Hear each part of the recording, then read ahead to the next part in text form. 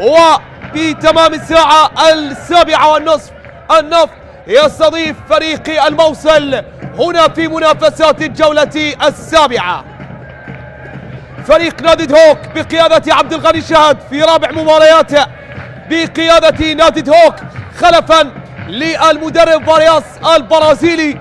بحراسة المرمى اليوم علي ياسين، بحماية عرين دهوك سعد ناطق، خادم رسول، يوسف بايز، يانيك زاكري، هارون احمد، سيامد عقيد، ليو كوستا، منتظر محمد، كريم درويش وبيتر كوركيز. بينما نفط ميسان بقيادة حسن احمد ايضا الرجل الذي يخوض رابع مبارياته بقيادة فرسان المملكة. بحراسة المرمى حسن نجم، محمد سلام، داري اولا تونجي، مهند حبيب، مصطفى عبد الجليل، ابراهيم عبد الكريم، علي لطيف وديمي داوودة على سعد، كريست ميرفيلز، واخيرا علي كوتي. طاقم التحكيم بقيادة الحكم حامد طالب، ويساعد اكرم علي، وحكم ثاني كرار نديم، وحكم رابع حيدر عدوان، وحكام او حكمي الفار بقيادة محمد سلمان ويساعد محمد لؤي.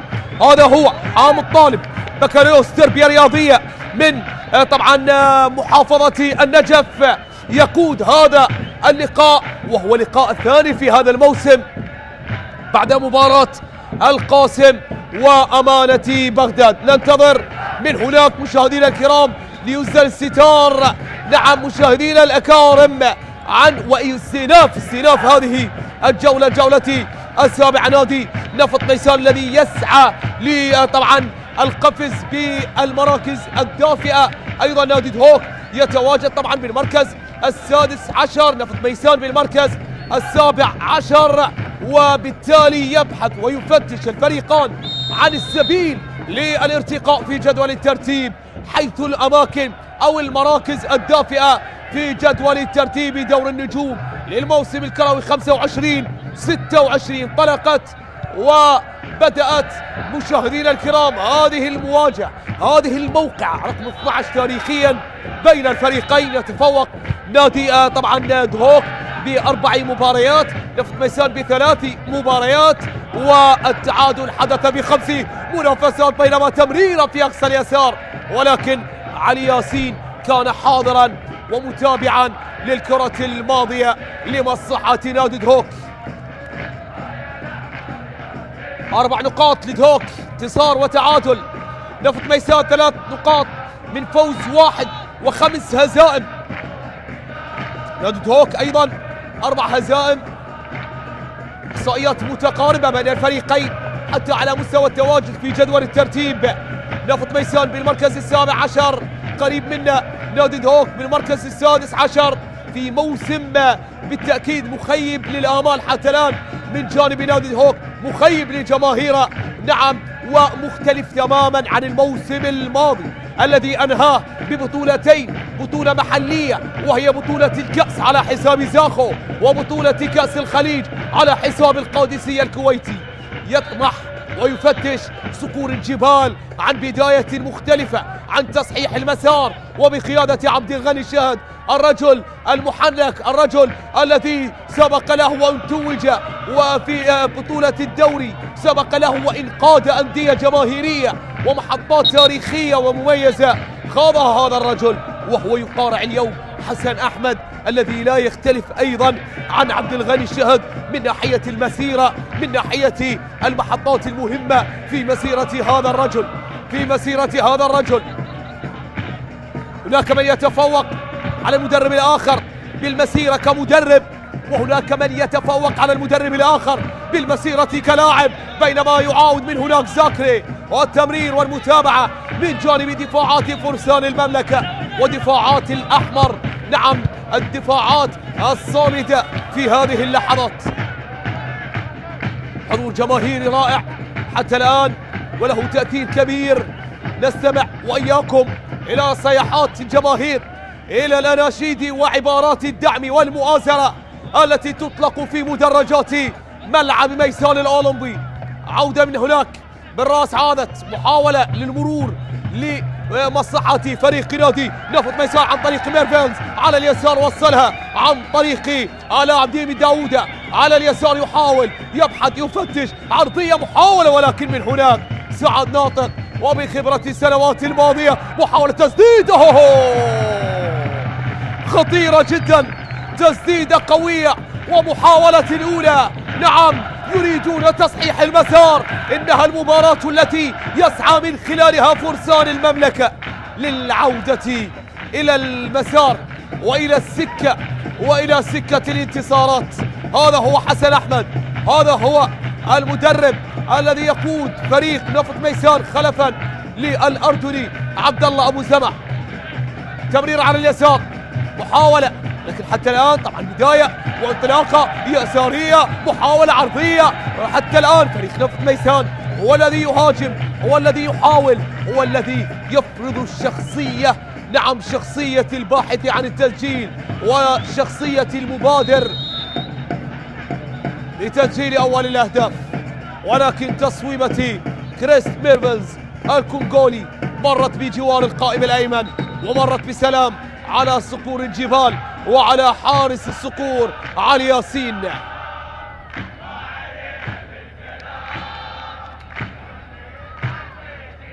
الجماهير من هناك تواقع لتحقيق الانتصار، التواقع نعم، والمشتاقة أيضا لتحقيق الفوز بعد غياب عن تحقيق الانتصارات. مباراة واحدة الجولة الثانية والانتصار. تكلم عن بطولة الدوري، ولكن أقرب وحدة انتصار كان في آخر مباريات الفريق في كل المسابقات، وتحديدا في بطولة الكأس، والانتصار على الجار نفط البصرة بثلاثية نظيفة. حمل التوقيع ديمي داوود وعلى سعد وعلى أيضا علي كوتي. كرة على اليمين، محاولة لمصلحة فريق نادي هوك على اليمين لصقور الجبال. منتظر محمد افتقدها، ضيعها، عادت في وسط الملعب. التمرير الى الامام، محاولة للوصول للمرور، تمريرة في اقصى اليسار، محاولة وصلت لنفط ميسان للمملكة. فرسان المملكة يحاولون عودة الى الامام، لا زالت قائمة على لمصلحة على سعد. على اليمين يحاول من امام الزاكري، من امام ياريت، ومن هناك الاشارة والرقابة والصافرة تأتي من هناك معلنة عن وجود خطأ لمصلحة على سعد. هدفين لعلاء في بطولة الكأس وهدف في بطولة الدوري. 3 أهداف لعلاء حتى الآن، 3 أهداف في هذا الموسم، هدف واحد فقط في بطولة الدوري. مخالفة على جهة اليمين في مكان خطير، عرضية، محاولة الراس، ولكن الابتعاد لا زال قائمة تسديد. الله الله الله، نعم المحاولة الثانية، ومن هناك بوادر الهدف الأول ومعالم الفريق الباحث عن الهدف الأول، معالم الفريق القريب من إدراك هدف الأسبقية باتت واضحة، ويقترب نفط ميسان من إدراك الهدف الأول. الآن تصويبة خطيرة جدا، نعم، من جانب اللاعب علي لطيف يسدد. علي لطيف نعم، يستذكرون ويتفاءلون بتصويبة علي لطيف، كيف لا، وهو الذي سجل في آخر انتصار في طبعا بطولة الدوري في الجولة الثانية على حساب نوروز بثنائية عن طريق علي لطيف وأولاد ماثيو. تمريرة على جهة اليمين لمصلحة نادي هوك، جاء الدور على الأصفر للهجوم، للمحاولة للوصول إلى مرمى نفط ميسان، بينما يحاول من هناك ويدافع الدفاع الأحمر ويصد ويرد، بينما عرضية خطيرة، تسديد. الله الله الله، ياريك زاكري.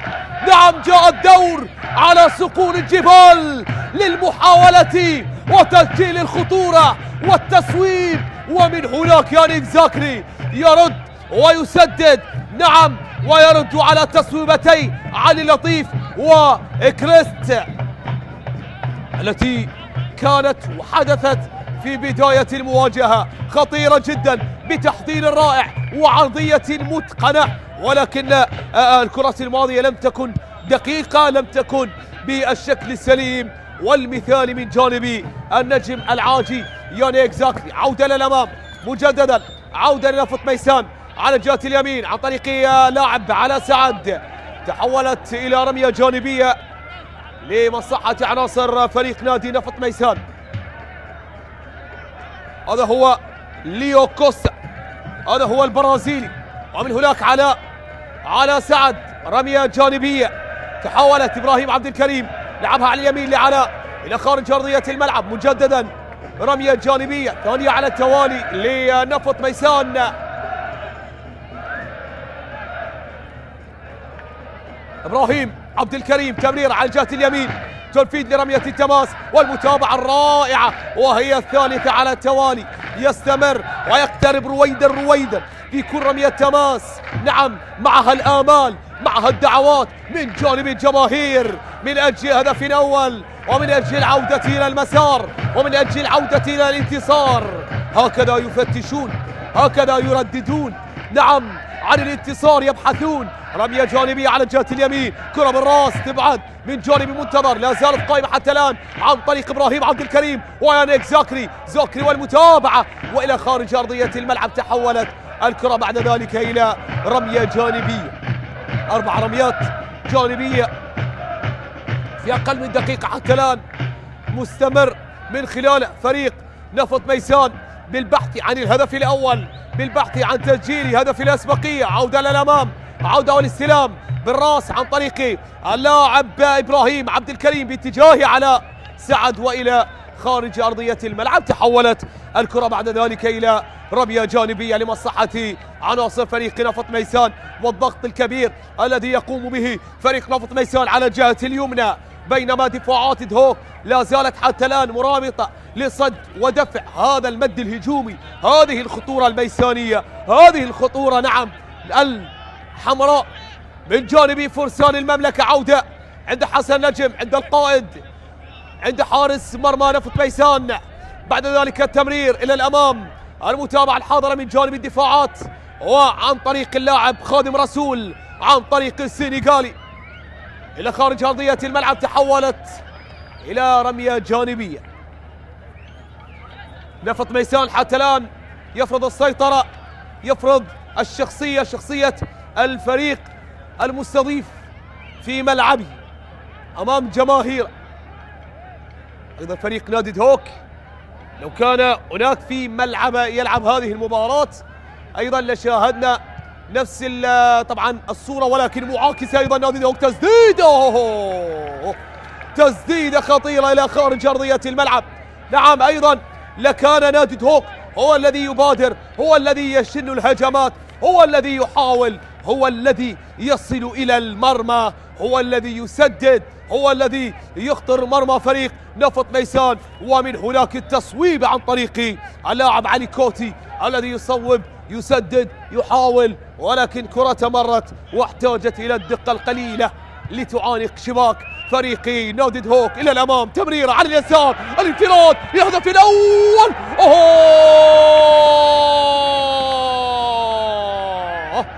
نعم يعاود ومجددا علي كوتي أيضا بالانفراد، ولكن أخطر، ولكن أسهل في كرة رائعة، في كرة سريعة. الله على تمريرة علاء على سعد، ليس علاء بل علي لطيف هو الذي مررها، هو الذي حضرها، أرسلها، ومن هناك قال لي اللاعب علي كوتي هيا بنا نحتفل بالهدف الأول، كفى تضييعا للفرص.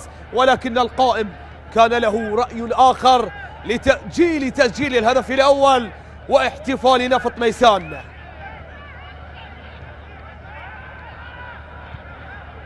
في وسط الملعب نادي دهوك يعاني حتى الآن تمريرة، يعاني أمام هذا المد الهجومي، هذا الفريق المتعطش، هذا الفريق الباحث عن الهدف الأول، وفي ميدانه يريد أن يصالح الجماهير. أفضل عودة تصالح جماهيرك في ملعبك، وأمام من؟ أمام نادي دهوك بطل دور النجوم في موسم 2010. أمام من؟ أمام الفريق الأكثر تتويجا بالألقاب في الموسم الماضي، أكثر فريق عراقي توج بالألقاب في الموسم الماضي. نعم نادي هوك بطولة الكأس وبطولة كأس الخليج، كأس العراق وكأس الخليج، نعم بطولتين ثمينتين حصدهما فريق نادي هوك بقيادة مسعود ميرال. عودة للأمام، وصلت على اليسار بانطلاق محاولة عن طريق يوسف بايز، ولكن الدفاع نعم يصد ويرد حتى الآن بسيطرة رائعة حتى على مستوى خط الدفاع. عودة للأمام في وسط الملعب، الصراع بين الفريقين، ولكن استرداد لليو كوستا للبرازيلي. عودة إلى على اليمين، بيتر غورغيس لا يمر لا يخترق لا يعبر، انطلاقة للأمام عن طريق فريق نفط ميسان. تمرير على اليسار سريعة بعيدة، ولكنها لا زالت بحوزة الأحمر بعرضية، ولكن الدفاع يتصدى ويبعدها. لا زالت قائمة حتى الآن لنفط ميسان. الكرة في وسط الملعب، حتى الآن ضغط كبير، حتى الآن لا يمل لا يكل لا يستقر لا يسعد، نعم لا يكتفي حتى يسجل الهدف الأول. هكذا يريدون، هكذا يبحثون. عودة إلى الأمام لنادي هوك، والصد إلى خارج أرضية الملعب، تحولت إلى رمية جانبية.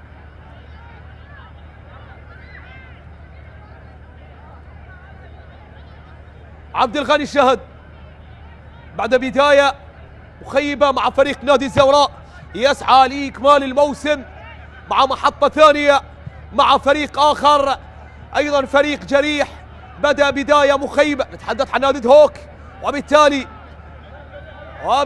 يريد العودة، يريد الانتفاضة معهم أيضا على مستوى مسيرته الشخصية، وأيضا على مستوى تألق هذا الفريق الذي لا يليق به حتى الآن الظهور بهكذا بداية. نتحدث عن نادي هوك كما أسفنا بالذكر، طبعا موسم مختلف تماما عن الموسم الماضي بعد التتويج في بطولتين. عودة ليانيك زاكري، ادفانتج حاضر، وحتى الآن حامد طالب لا يشير لوجود خطأ، بينما هذا الممتع، هذا الرائع، هذا الفنان، هذا علي لطيف، وهذا هو الآخر على سعد. الثنائي الرائع، التصويبة التي تصطدم بالدفاع لا زالت قائمة، لا زالت حاضرة. التمرير في وسط الملعب، النقلات على اليسار، حتى الآن في وسط الميدان يحاولون يمررون يقتربون في وسط الملعب. نعم يحاولون بناء هجمة جديدة في أول ربع ساعة نتج عنها خطورة ميسانية، خطورة لفرسان المملكة. قائم وتصويبتين جانبت القائم الأيمن بمسافة قريبة جدا، بالإضافة إلى محاولات مستمرة، حيازة مستمرة. نفط ميسان يحاولون، والآن نادي هوك هو الذي يهاجم، هو الذي يحاول. منتظر عبد الأمير، منتظر بالراس، ولكن الدفاع والعودة لمنتظر محمد.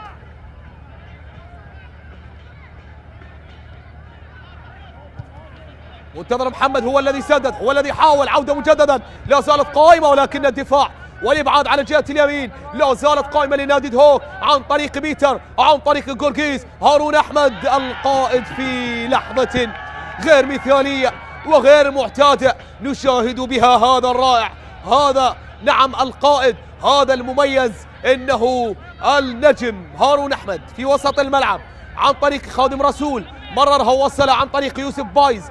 تمرير ليانيك زاكري يحاول، زاكري والتمرير، الاستلام للمرور للعبور. لا زالت قائمة السيطرة من جانب دفاعات نفط ميسان وعن طريق محمد سلام. هذا هو اللاعب محمد سلام، الظهور مؤتمر الصحفي رفقة المدرب حسن أحمد، حيث صرح محمد سلام وقال بأن الفريق في أتم جاهزية لخوض المباراة، ونعاهد أنفسنا على تحقيق النقاط الثلاث. وقال أيضا الملاك الفني بذل جهدا كبيرا خلال فترة التوقف للوصول بالفريق إلى الجاهزية المطلوبة. عودة مجددا لدفاعات نادي هوك، سرعان ما يستعيدون الكرة، سرعان ما يفتقدونها. تمريرة في وسط الملعب، عودة في وسط الميدان، تمرير، محاولة، انطلاقة، محاولة واستلام، عودة وسحب رائع وسيطرة ممتازة وتقسيم وتوزيع بالأدوار والتمرير. عودة على اليسار لنفط ميسان للعرضية للدخول للعرضية، ولكن الدفاع حيث منتظر محمد إلى ضربة ركنية. يؤجل التقدم حتى الآن، نعم يؤجل هدف الأسبقية حتى الآن. يمتع نفط ميسان وبأقدام الممتعين الرائعين علي لطيف وعلى سعد. أي ثنائي مميز، ثنائي يخلق الحيوية والنشاط في صفوف فريق نفط ميسان، يخلق توازن رهيب بين خطي الوسط والهجوم، ولكن حتى الآن لم يحالفهم الحظ لإدراك الهدف الأول. ضربة ركنية من هناك لمصلحة داوود السنغالي، ترسل عالية خطيرة بالراس وبعدت، تخلصت، عادت جانبية، مرت حتى الآن بخطورة يشنها فريق نفط ميسان. وعلى اليسار يحاولون، تغير طبعا مساحات اللعب، تغيرت وانتقل اللعب على جهة اليسار، يحاولون يفتشون عن الحلول. تمريرة خطيرة من هناك، المراوغة المرور، ولكن استعادة عن طريق خادم رسول. من هناك يكون جول التمرير، استعادة حتى الآن، يحاول تصويبة ولكن سهلة عند حارس المرمى علي ياسر.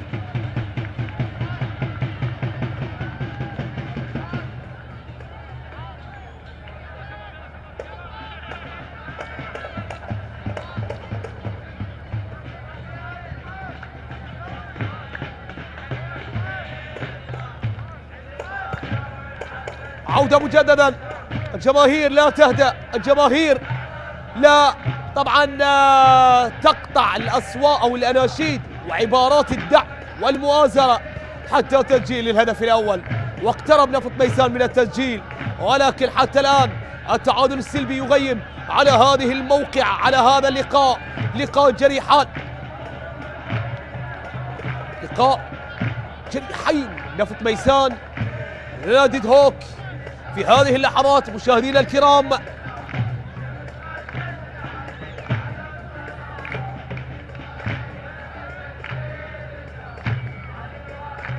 رمية جانبية، إبراهيم عبد الكريم، تمرير على جهة اليمين، يحاول إبراهيم، يراوغ بعرضية ترسل عالية وعلى القائم الثاني، ولكنها مرت وغادرت وعبرت إلى ضربة ركنية حيث داوود، حيث السنغالي. الضربة الركنية الثانية حتى الآن لنادي نفط ميسان من هذه الجهة، من هذه الزاوية، بينما علي ياسين يوجه الزملاء لمقاومة هذا المد الهجومي، هذا المد نعم الغير متوقف حتى الآن. رأسية من جانب إبراهيم عبد الكريم تحولت ومرت إلى خارج أرضية الملعب. علي ياسين مسيرة رائعة، انطلاق من نادي كربلاء، نجف، الطلبة، الزوراء، أيضا آخر المحطات نادي النفط، والآن نادي دهوك. تتويج مع نادي الزوراء كأس سوبر في عام 2021. عودة في وسط الملعب، تمرير عن طريق يوسف بايز. من هناك عودة مجددا، الصراع المستمر، يانيك زاكري أخطر وأشرس النجوم لاعبي فريق نادي دهوك، لاعب على مستوى الهجوم، على مستوى الدفاع أيضا مشاهدة، وهو يقوم بمهام دفاعية في وسط الملعب، مشاهدة وهو يقوم بالصراع، محاولة قطع الكرات، خط الهجوم مشاهدة أيضا تارة أخرى، وهو يهاجم ويحاول. رمية جانبية تلعب إلى الأمام، الراس وصلت، صراع مستمر في وسط الملعب، منتظر هارون محمد، عودة إلى الأمام عن طريق اللاعب إبراهيم، وبعد ذلك التمرير من جانب اللاعب داني أولاتونج النيجيري. عودة عند الخطوط الدفاعية عند مصطفى عبد الجليل، والتمريرة في أقصى اليسار بانطلاقة سريعة على اليسار، يحاولون المرور الرائع، الله على الكرة الرائعة، لا زالت بحوزة فريق نفط ميسان، حتى الآن يحتفظون، يحاولون، يقتربون، ولكن الهدف الأول لا يسجلون، هدف الأسبقية لا يدونون. وحتى الآن منتظر محمد يتصدى، يدافع، يتألق، يبعد الكرات ويشاطر الزملاء في مهام الدفاع. منتظر محمد أدوار ومهام رائعة، قطع للكرات رهيب جدا حتى الآن، وأدوار جيدة جدا يقوم بها هذا اللاعب. الضربة الركنية يعني هي الثالثة، لكن الأولى من هذه الجهة ترسل عالية، محاولة برأس خطيرة ولكن تسديد. وعلي ياسين بالموعد، علي ياسين بالمتابعة الرائعة، علي ياسين بسيطرة ويقضى حتى الآن، يرابط، يدافع، يحافظ، والتعادل السلبي لا زال قائما حاضرا في هذه اللحظات. علي ياسين يتقدم إلى الأمام، يوصلها في أقصى اليمين، ولكن دفاعات نفط ميسان حاضرة، ومن هناك لقيادة الهجوم عودة في وسط الملعب عن طريق فريق نادي دهوك، عن طريق ليو كوستا على جهة اليمين، محاولة وتمرير لنادي دهوك، يحاول يقترب، يفتش، يريد أن يخلع ثوب المدافع المتراجع الخائف ويرتدي ثوب المهاجم ويكشر عن أنياب، يفتش عن الانتصار الأول. من هناك تمريرة إلى الأمام، انفراد، محاولة خطيرة، جول، ولكن الدفاع وإلى خارج أرضية الملعب. علي ياسين من هناك، علي ياسين ويخاطب زملاء بلهجة حادة، غير راضي تماما، غير راضي تماما، يقوم بتوبيخ زملائه.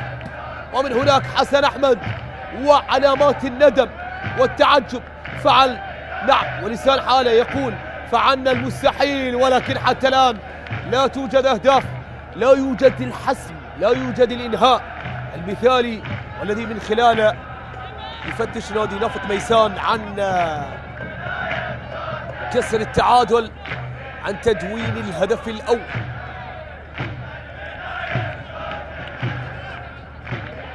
هي حالة تسلل على اللاعب علي كوت،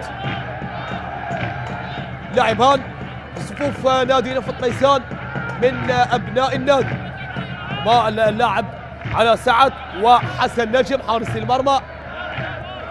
بقية الأسماء والعناصر، منها المحترف، منها المنتقل من أندية أخرى. رمية جانبية على اليسار، محاولة نقلات ياني زاكري، ولكن الكرة تجاوزت خط التماس، وفي النهاية رمية جانبية لمصلحة فريق نادي نفط ميسان. حامد طالب يلعب بطاقات صفراء في المباراة الماضية التي أدارها، مباراة أمانة بغداد والقاسم، فقط 3 بطاقات صفراء. أيضا قاد مباراتين في بطولة الكأس.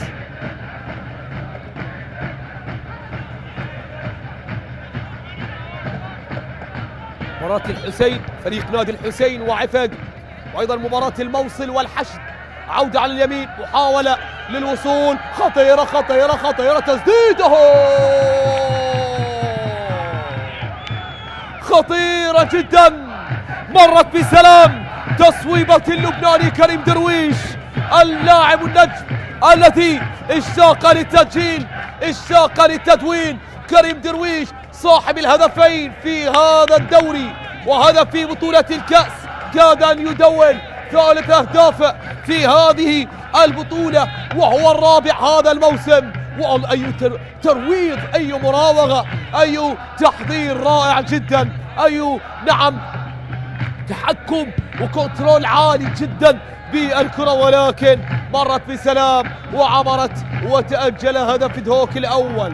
الآن نادي دهوك كاد واقترب من معاقبة نادي نفط ميسان على الفرص التي أهدرها فرسان المملكة، على الفرص التي لم يقتنصها ولم يستثمرها في الدقائق الماضية. وكان قريبا اللاعب كريم درويش لتدوين هدفه الأول، ولكن مرت كرة بسلام وكانت قريبة جدا من أول أهداف اللقاء.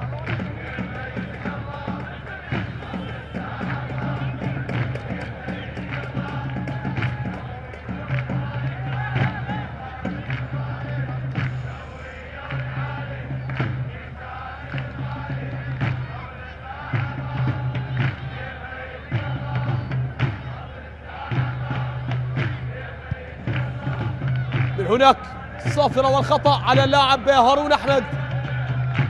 عودة لعلي ياسين. تعادل سلبي مشاهدينا الكرام حتى الآن. أقل من نصف ساعة مثيرة جدا، مثيرة جدا في مواجهة شهدت الفرص المحاولات الاقتراب من الهدف الأول، ولكن بدون تغيير لواقع النتيجة. حتى الآن الإنهاء المثالي لم يحدث، لم يكن حاصلا في هذه اللحظات مشاهدينا الكرام. كرة في وسط الملعب، عودة إلى الأمام، محاولة على اليسار، تمريرة من جانب علاء ولكن لم تصل تمريرته. عودة إلى الأمام لنادي هوك. نعم، إذا لم تسجل فعليك أن تقبل، فعليك أن تستقبل. تمرير على اليسار عن طريق يانيك زاكري. زاكري والتمرير ولكن كرة لم تصل. وجدت المتابعة الدفاعية من نفط ميسان، وجدت المتابعة الدفاعية من فرسان المملكة، ومن هناك صافرة ومخالفة للاعب علاء سعد، المهاري علاء سعد، نجم نعم الفريق وابن النادي، اللاعب علاء سعد الذي يقدم أداء رائع جدا، أداء مميز جدا. سجل هدف في مرمى أمانة بغداد في بطولة الدوري الجولة الرابعة، وهدف الوحيد سجل في بطولة الكأس في مرمى الغراف، هدف الانتصار في الدوري 32. وسجل أيضا في آخر المباريات في بطولة الكأس في مرمى نفط البصرة بعد حسم اللقاء بثلاثية نظيفة. تمرير على اليمين، محاولة لا زالت قائمة، الصراع المستمر عن طريق علي لطيف، التمرير والتسديدة.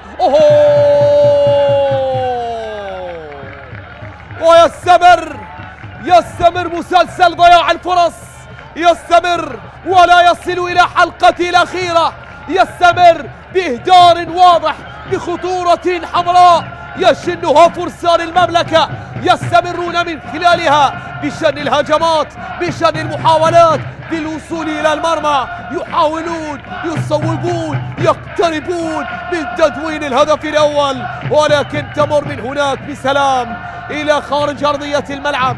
المطالبة من هناك بماذا؟ نادي هوك، بينما الجماهير حتى الآن مشتاقة لتحقيق الانتصار في بطولة الدوري.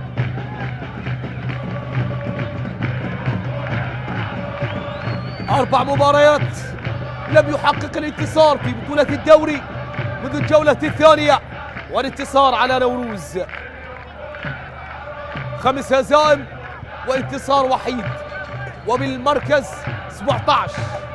المراكز الغير آمنة، المراكز الخطيرة، المراكز المؤدية إلى ما لا يحمد عقباه. تمريرة على اليسار، نفط ميسان، نعم، لتفادي الهبوط، لتفادي الخسارة أكثر وأكثر والهبوط في جدول الترتيب. موسم في بدايته، الموسم حتى الآن في انطلاقته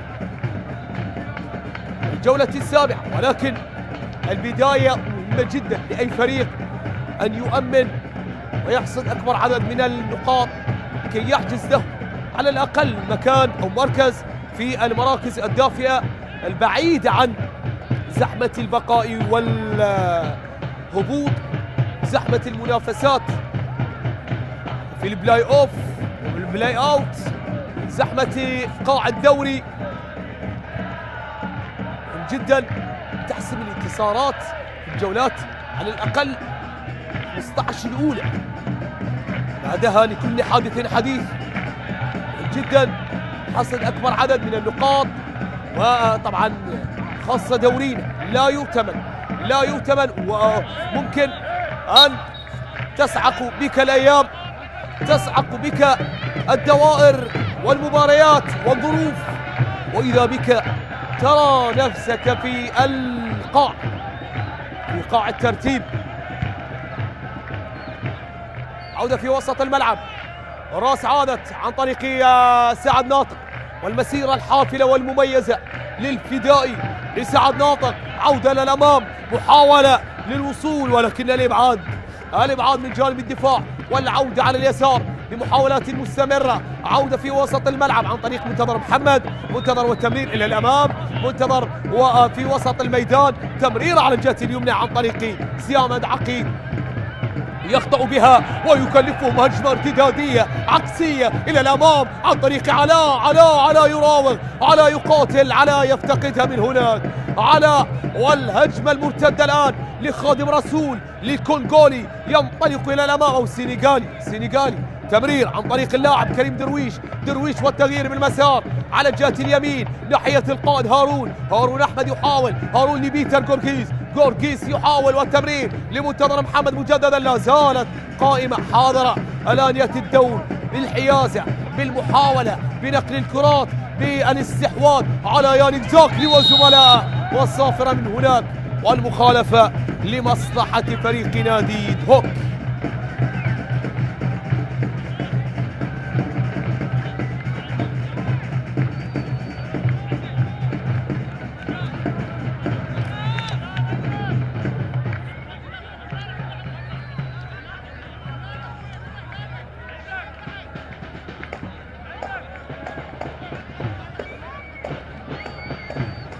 مخالفة في مكان خطير، 3 مخالفات ارتكب نادي نفط ميسان، 4 مخالفات ارتكب نادي دهوك. ومن هناك الحضور الجماهيري لنادي دهوك الذي تعنى المسافة، نعم تعنى الظروف، وتعنى وتحدى كل شيء ليحضر هنا، نعم من الشمال إلى الجنوب لمساندة الفريق. كرة على اليسار ولكن إلى خارج أرضية الملعب، تحولت إلى ضربة مرمى. كريم درويش غير راضي بالكرة الماضية، يحتاج هذه التمريرة عن طريق بيتر غورغيس، ومحاولة خداع دفاعات نادي نفط ميسان، ومحاولة شن الخطورة وتسجيل الهدف الأول، ولكن دفاعات نفط ميسان كانت حاضرة ومتابعة للكرة الماضية، وبالتالي عودة إلى حارس المرمى حسن نجم.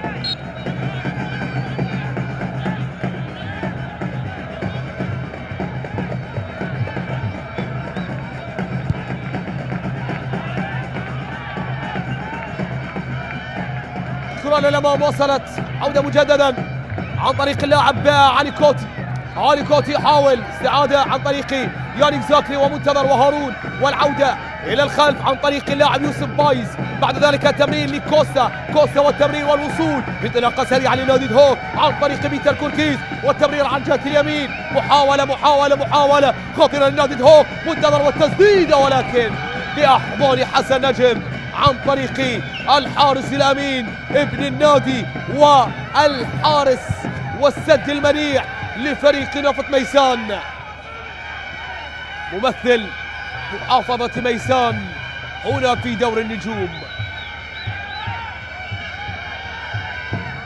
خادم رسول في وسط الملعب يانيك زاكري ومنتظر، والتمرير في أقصى اليسار ليوسف بايز، يوسف على اليسار، يوسف عودة في وسط الملعب بعرضية بالاستلام لبيتر غورغيس، ولكن دفاعات نفط ميسان حاضرة مستقبلة، نعم ومنتظرة أي خطورة وأي مرور. عودة إلى الأمام لمنتظر محمد، منتظر والتمرير عن طريق هارون لم تصل الكرة بمتابعة حاضرة من جانب اللاعب كريس ميرفيلز.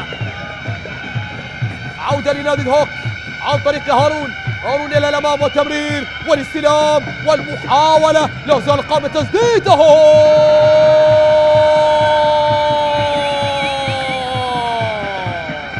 منتظر محمد الدليل إلى تسجيل الهدف الأول وهدف الأسبقية لنادي دهوك.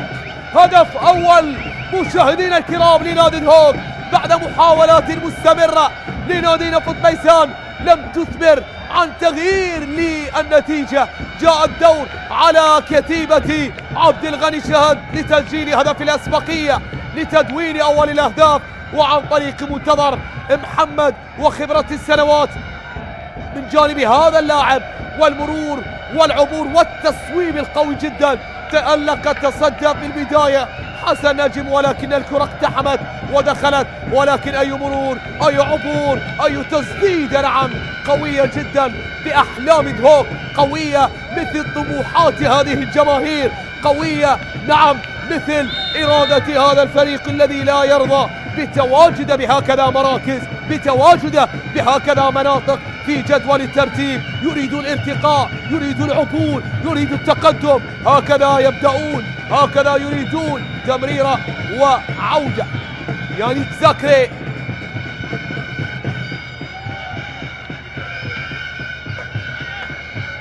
الجماهير تصعق تسلم، جماهير نفط ميسان بعد أداء فريقها الرائع والمثالي، ولكن غابت الأهداف فقط، غابت الأهداف فقط عن نفط ميسان. هذا ما يحتاج هذا الفريق، عرضية نعم، هذا ما يفتقده، هذا ما ينقصه، يصل يحاول يراوغ، والختام لم يكن مثاليا، الإنهاء لم يكن بالشكل المطلوب والمراد. بينما الجماهير حتى الآن مؤازرة، جماهير حتى الآن هاتف شجع الفريق، بينما جماهير نادي دهوك أيضا التي تحدت المسافات والأجواء والظروف وحضرت هنا في ملعب ميسان الأولمبي لمؤازرة الفريق في هذه الفترة الصعبة التي يمر بها الفريق. ولكن في الجولتين الماضيتين حتى الآن 3 مباريات لعبد الغني الشهد بعد تولي قيادة الفريق خلفا لفارياس، للمدرب البرازيلي فارياس. عبد الغني الشهد حتى الآن تعادل 1 وانتصارين، انتصار 1 في بطولة الكأس على فريق نادي الحسين، وتعادل مع نادي النفط تعادل سلبي، انتصار على نوروز 2-0 ثنائية بيتر جورجيس الجولة الخامسة.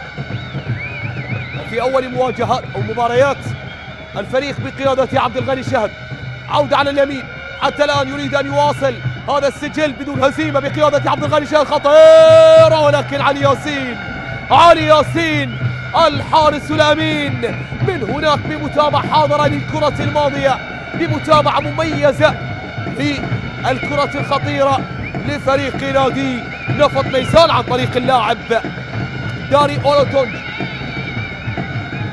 عودة بالراس، تمرير عن طريق اللاعب كريم درويش، ولكن انتقدها كريم، وانطلاق على جهة اليمين لمصلحة فريق نادي نفط ميسان، المراوغة والمحافظة عليها عن طريق ميرفيلز، عن طريق الكونكولي في وسط الملعب. عودة للأمام في نقل على الجهة اليسار لفريق نادي نفط ميسان، يحاول إلى الأمام التمرير، المراوغة للعبور، تمرير على اليسار للوصول، ولكن الدفاع والمتابعة لا زالت قائمة بمبدأ الأفضلية لحامل الكرة. سعد ناطق طالب بخطأ، ولكن زميله منتظر هو الذي سيطر على الكرة وكان مستفيدا من الكرة الماضية في كلتا الحالتين. تمريرة خطيرة صدمت في الدفاع، لا زالت قائمة حتى الآن. عودة ارتدادية عكسية ولكن بهدوء وتريث وتنظيم جديد من جانب فريق نادي دهوك في أقصى اليسار، بعيدة جدا عن اللاعب يانيك زاك. –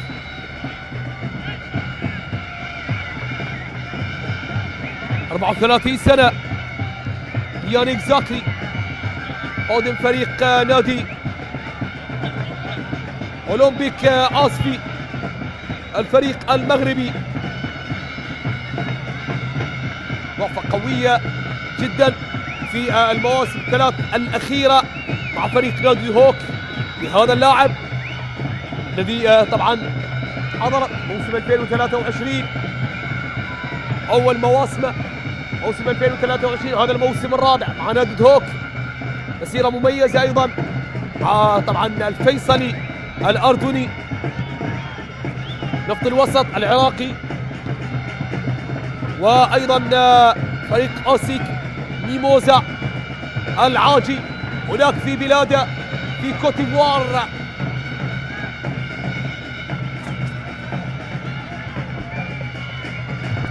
تمريرة على اليسار، انطلاقة سريعة ولكن الدفاع لا زالت حاضرة قائمة خطيرة، وحتى الآن يحافظ عليها إبراهيم. تمريرة على اليسار لمصلحة فريق نفط ميسان، يحاولون يمررون على الله الله، ولكن سعد ناطق في اللحظة الأخيرة ينطق بمنطق الدفاع المرابط، الدفاع الرائع، ينطق بمنطق المساند والفدائي.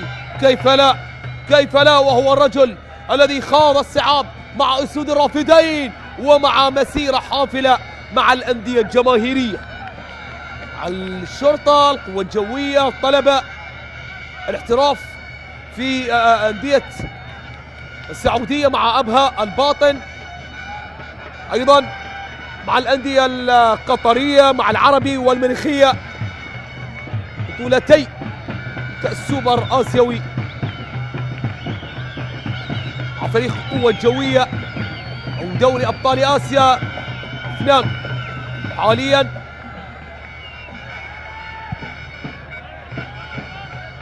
سابقا كأس الاتحاد الآسيوي موسم 2016-2018 مع القوة الجوية، بطولة الدوري مع الشرطة 2022، بطولة الكأس نعم الموسم الماضي مع نادي دهوك. عودة للأمام، يحاول نادي دهوك، لا يكتفي بهذا القدر من الأهداف، لا يكتفي بهذا القدر، نعم يريد حسم الانتصار، يريد حسم النتيجة، يريد تحقيق النقاط الثلاث والعودة إلى الشمال بنقاط ثمينة. حتى الآن الموقف الحالي نادي دهوك يقفز، يرتقي إلى المركز الثالث عشر، يقفز 3 مراكز طبعا بشكل مؤقت بانتظار المباريات المتبقية من هذه الجولة التي تختتم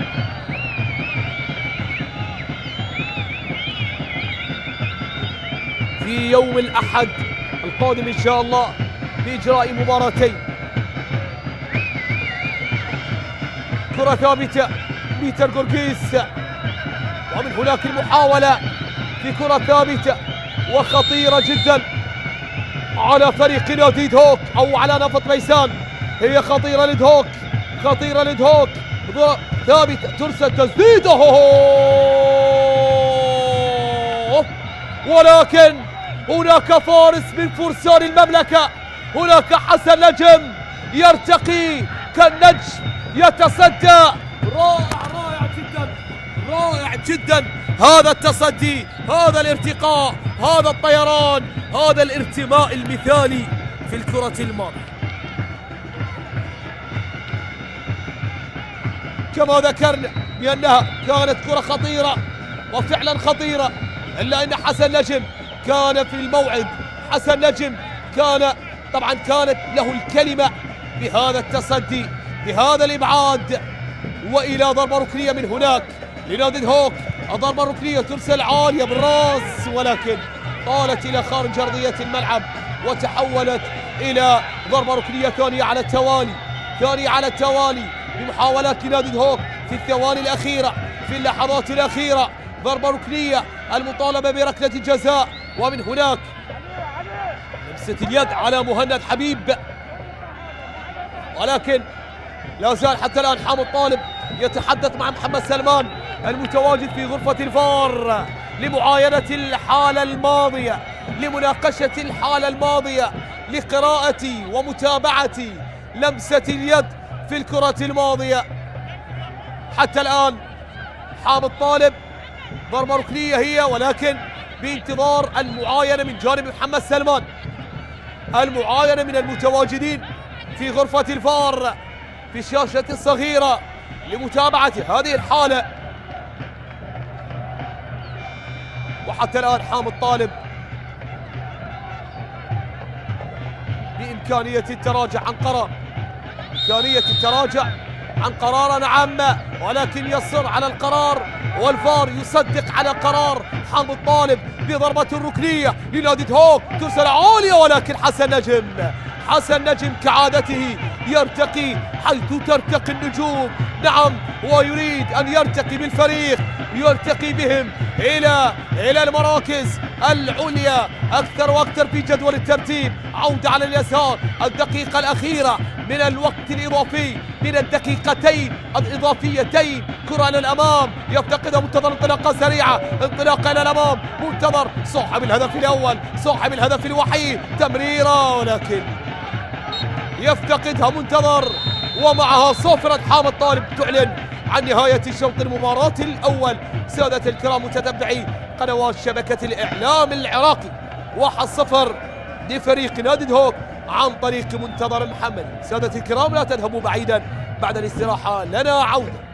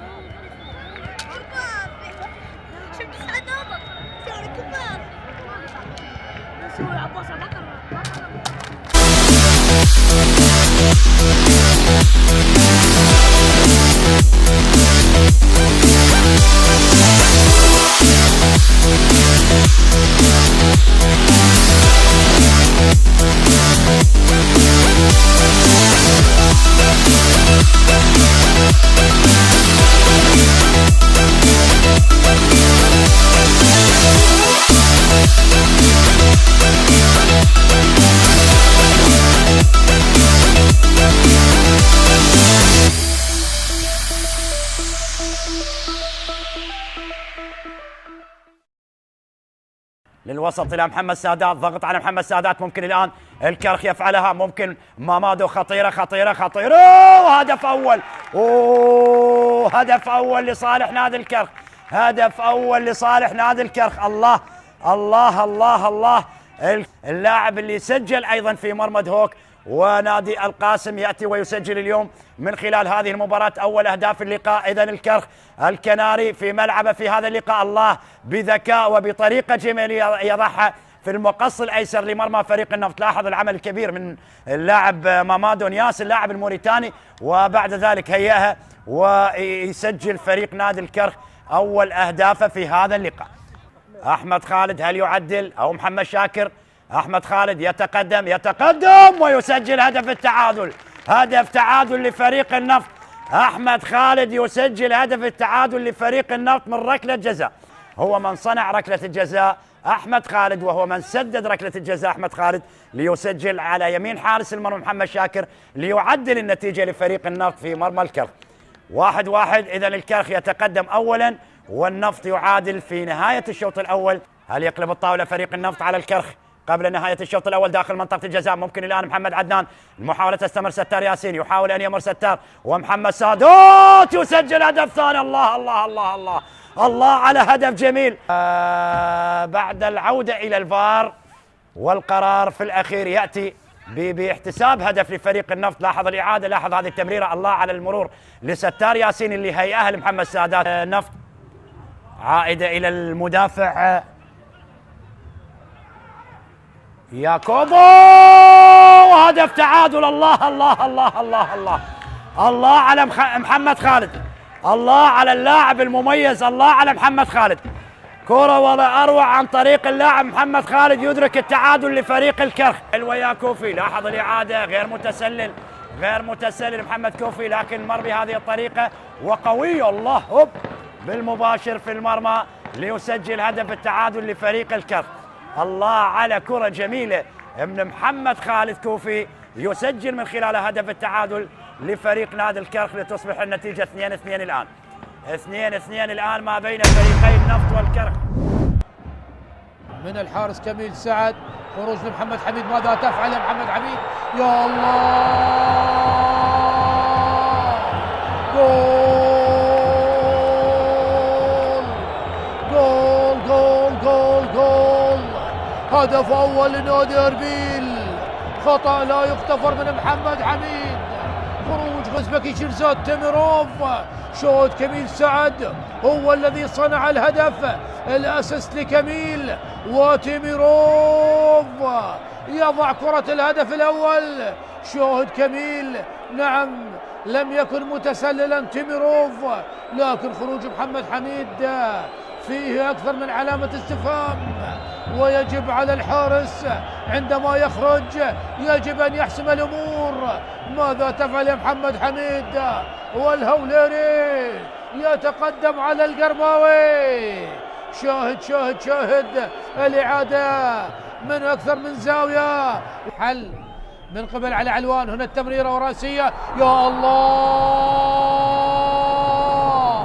أتكلم عن الحلول، أتكلم عن الحل لدى علي علوان، وبالفعل تمريرة الأردني بالمقاس بالقلم والمسطرة على رأس مؤمل في ملعب دهوك. شاهد تمريرة علي علوان.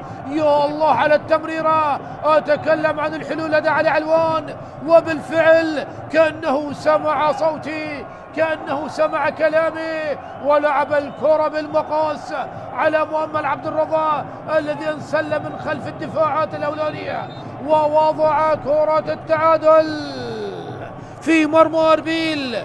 إلى تيميروف الخطير، تيميروف إلى مصطفى قابيل. يا الله يا قابيل، يا الله يا قابيل، يا الله يا قابيل، يا الله، جول! هدف جميل ولا أروع. أي أسيست يا قابيل إلى معتز، كأنك بأربع عيون، كأن لديك كاميرا خلفية. أكيد يقبل الهدية من قابيل. أي هدية، أي هدية. مثلث الرعب الهجومي، تيميروف إلى قابيل، وقابيل إلى معتز، ومعتز وضعها في الشباك. صعب على محمد حميد، ولامست أيوب مودن وسكنت الشباك. نعم يا قابيل، نسبة كبيرة من الهدف بصمود الرجال داخل الملعب. الإكوادوري بالأراضي العراقية، عالية الكرة،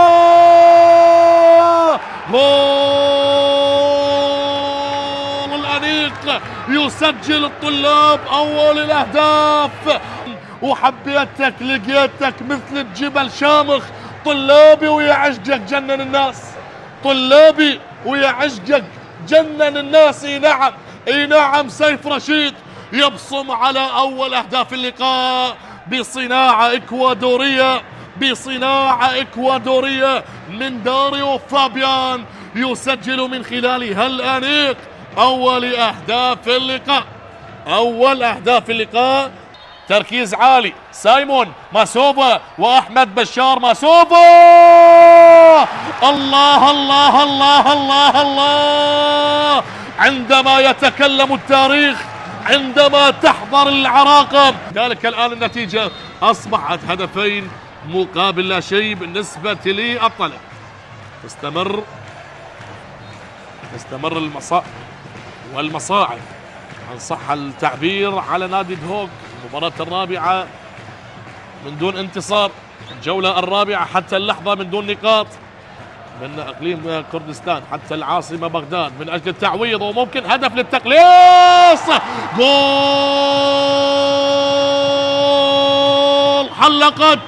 حلقت صقور الجبال، نعم حلقت صقور الجبال. لا يتأثر الصقر بالعواصف.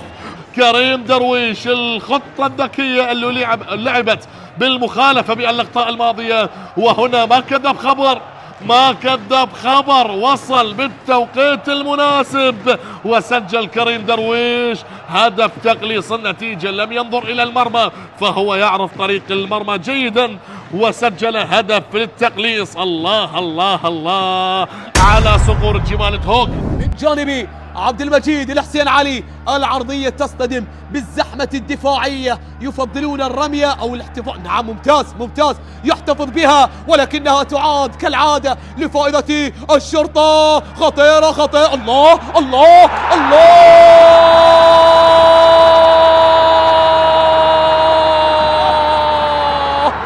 بسيناريو المباراة الماضية، بسيناريو تعزف السيمفونية، يعزف اللحن الأول بألحانهم بقيادة الموسيقار، بقيادة الفنان، بقيادة الفرعون مؤمن سليمان.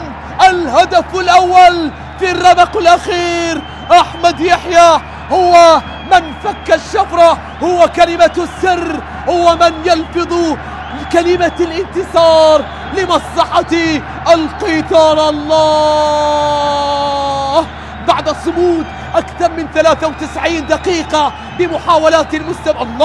الله بس حدثني على الأسيست، على التحضير، على التمرير مشاهدينا الكرام.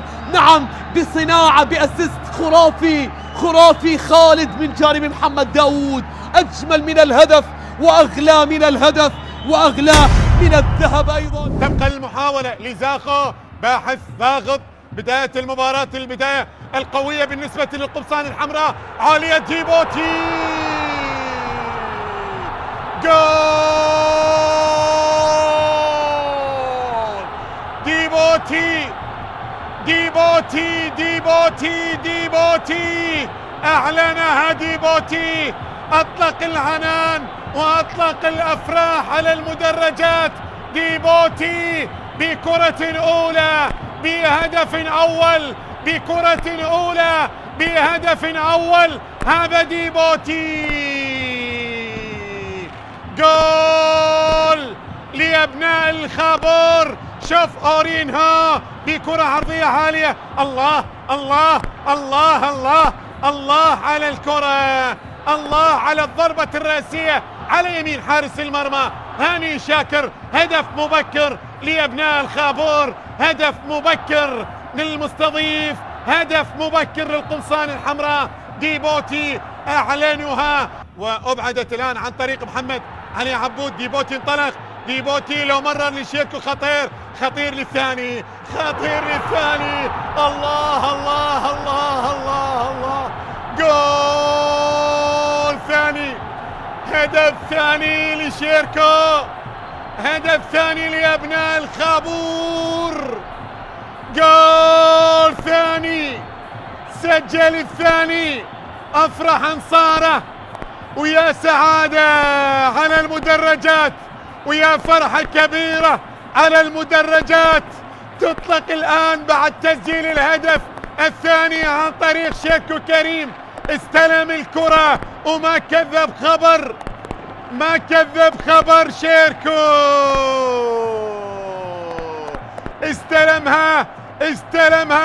استلمها من ديبوتي، وبعد ذلك سدد الكرة ليتقدم زاخو بهدف ثاني. الحالة السليمة، هنا التسديدة، هنا الكرة في قلب المرمى، في وسط المرمى، ليتقدم زاخو بهدفين مقابل لا شيء. لاعب يتحرك في كل أرجاء الملعب. شيركو بتنفيذ مباشر.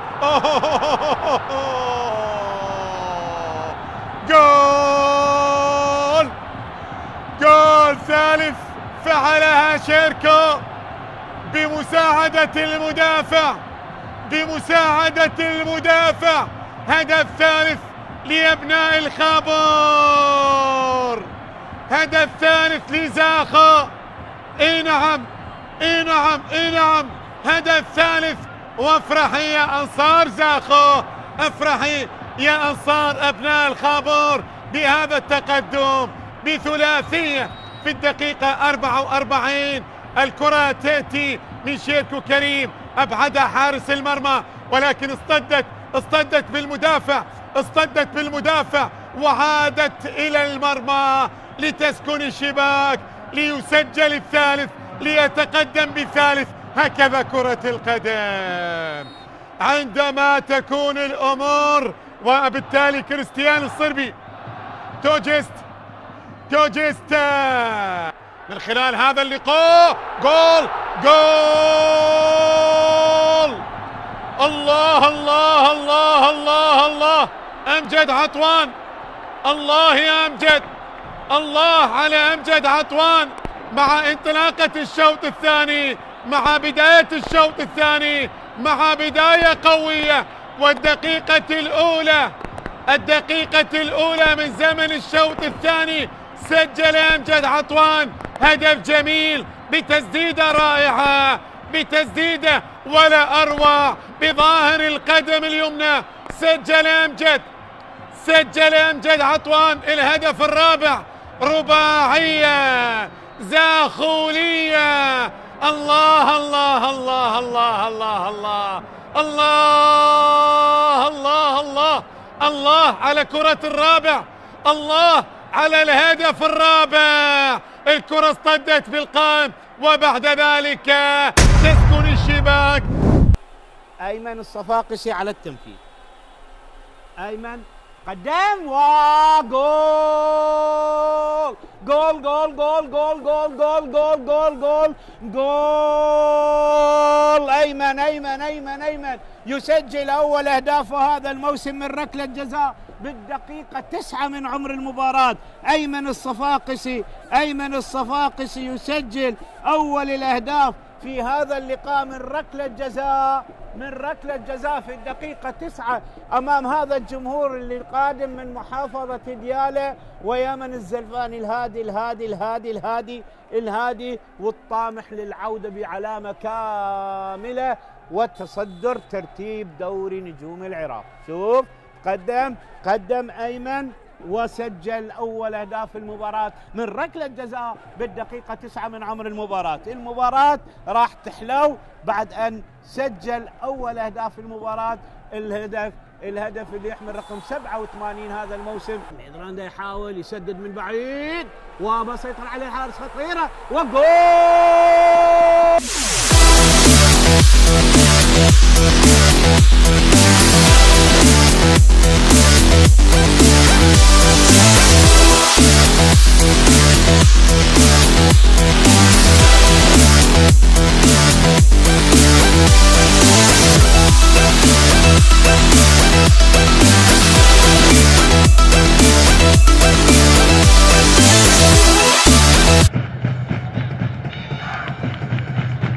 مرة ثانية مشاهدينا الكرام، هذه عودة لكم متابعة أحداث شوط المباراة الثاني من لقاء نفط ميسان ونادي دهوك. شوط المباراة الأول انتهى بهدف وحيد عن طريق منتظر محمد.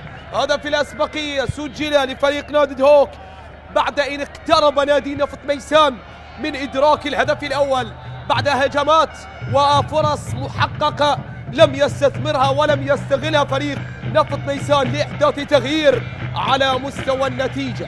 ولكن نفط ميسان أو نادي دهوك نعم فجر المفاجأة وبهجمة منظمة عن طريق أحمد هارون ومنتظر محمد تمكن صقور الجبال من التحليق عاليا بهدف أول في شوط مثير جدا شهد طبعا إبداع من جانب الفريقين. الآن يطمح فريق نادي نفط ميسان لتعويض هذه الفرص، لتعويض هذه المحاولات. ومن هناك حسن أحمد يجري أول تغيير، علي كوتي يغادر يشارك اللاعب حسين طالب في أول تغييرات نفط ميسان في هذه المواجهة. هارون أحمد إلى بيتر كوركيز، التسديدة لكن خارج أرضية الملعب.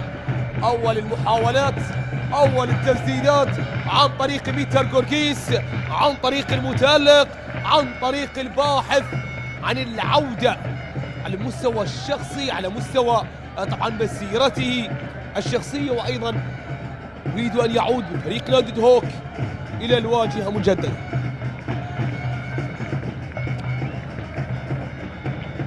موسم قبل الماضي نادي دهوك حصد عن مقعد ينافس فيه في دوري أبطال الخليج بعد انسحاب نادي الزوراء، وتواجد وتألق وأبدع في الموسم قبل الماضي بالمركز الرابع في جدول الترتيب.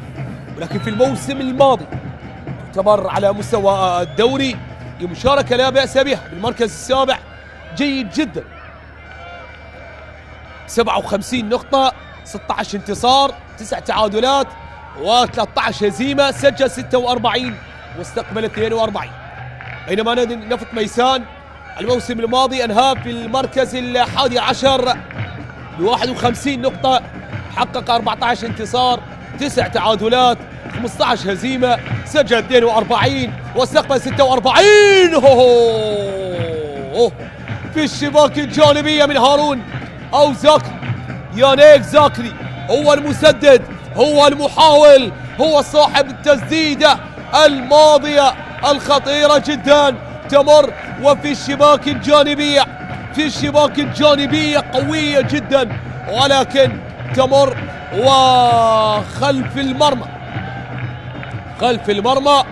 فرصة الهدف الثاني نادي دهوك، لا يبالي، يريد أن يستمر، يريد أن يحافظ ولا يكتفي بهذا الهدف. يعرف تماما بأن نفط ميسان ممكن أن يثور بأي لحظة، ممكن أن ينتفض ويسجل، خاصة أن فريق نادي نفط ميسان جمهوره يقدم له الدعم الكبير وله الأثر الكبير بالتواجد في هذا اللقاء. عودة على اليمين لعلاء، علاء يدخل، ولكن من هناك خادم رسول متابع، خادم رسول مراقب، خادم رسول قاطع للكرة الماضية. وإلى الأمام ليانيك زاكري، ينطلقون، يحاول إلى الأمام، ولكن كرة عادت، لا زالت عن طريق هارون أحمد، وتمرير على جهة اليمين، وصلت من هناك، حولت عن طريق سيامند عقيد، سيامند يحاول ولكن يفتقدها وتضيع على فريق نادي دهوك إلى مخالفة لمصلحة نادي نفط ميسان. آخر انتصار لنفط ميسان على نادي دهوك في بطولة الدوري يعود ل 19 أكتوبر عام 2015، والفوز بهدفين مقابل هدف وحيد. هذا آخر انتصار لنادي نفط ميسان، لكن آخر فوز لنفط ميسان في جميع المسابقات يعود للعام الماضي، وتحديدا في موسم 2024. جميع المسابقات طبعا فاز وحقق آخر انتصار في 3 من فبراير عام 2024 في بطولة الكأس، وتحديدا الدور الثاني من البطولة، عندما تمكن نادي نفط ميسان من تحقيق الانتصار وبركلات الترجيح بعد التعادل 1-1. عودة على اليمين، سيامند عقيد يحاول منع الكرة من الخروج والحفاظ عليها، ولكنها سريعة وفوق القابلية والطاقة لسيامند عقيد.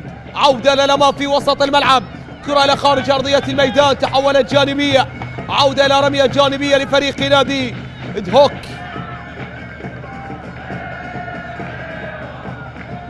ولكن جماهير نفط ميسان حتى الآن لا تسأم، لا تمل، حتى الآن داعمة ومؤازرة للفريق، لا تبالي بالهدف الذي استقبل فريق نادي نفط ميسان. يريدون التعويض، يعولون على ما تبقى من وقت في شوط المباراة الثاني. فهل سيعودون؟ هل سيستثمرون الوقت المتبقي؟ سنتابع، سنشاهد. تمرير إلى الأمام، محاول مراوغ، مرور، والسقوط في وسط الملعب، السقوط في وسط الملعب جانب اللاعب مصطفى عبد الجليل. مصطفى يعرقل في الكرة الماضية. صدام مع منتظر محمد، كرة للأمام، حاول الوصول، لا تمر، لا زالت قائمة عن طريق اللاعب أولو تونجي مجددا على جهة اليمين، نقلات قصيرة سريعة إلى الأمام، يحاول من خلالها فريق نادي نفط ميسان التوغل والمرور، ولكن متابعة من دفاعات نادي دهوك، وإلى الأمام يقاتلون، يدافعون، ولكن من هناك خطأ لفريق نادي دهوك.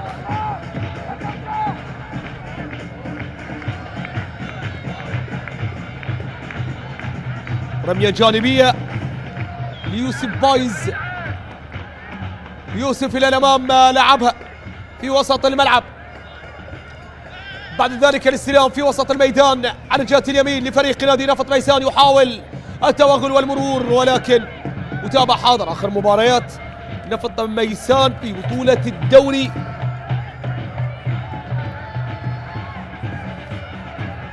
ميسان خسر 2-1 من نادي الطلبة في استاد المدينة الدولي 31 أكتوبر الشهر الماضي، في آخر أيام الشهر الماضي، والخسارة 2-1 من نادي الطلبة.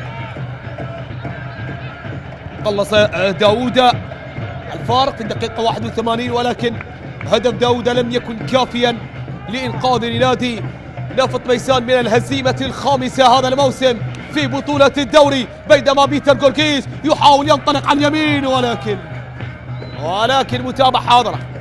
نادي نفط ميسان آخر مباراة في بطولة الدوري، أو نادي دهوك آخر مباراة في بطولة الدوري، التعادل السلبي مع نادي النفط في استاد دهوك.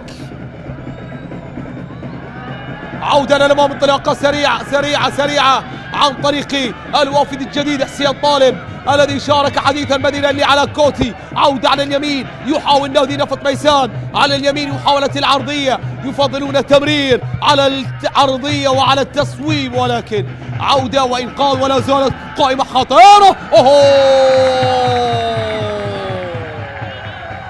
وعلي ياسين يتصدى كالعادة، يتصدى كيف لا، وهو الحسن الحصين والحارس الأمين. يتصدى علي ياسين، عودة على اليمين، عرضية، الله!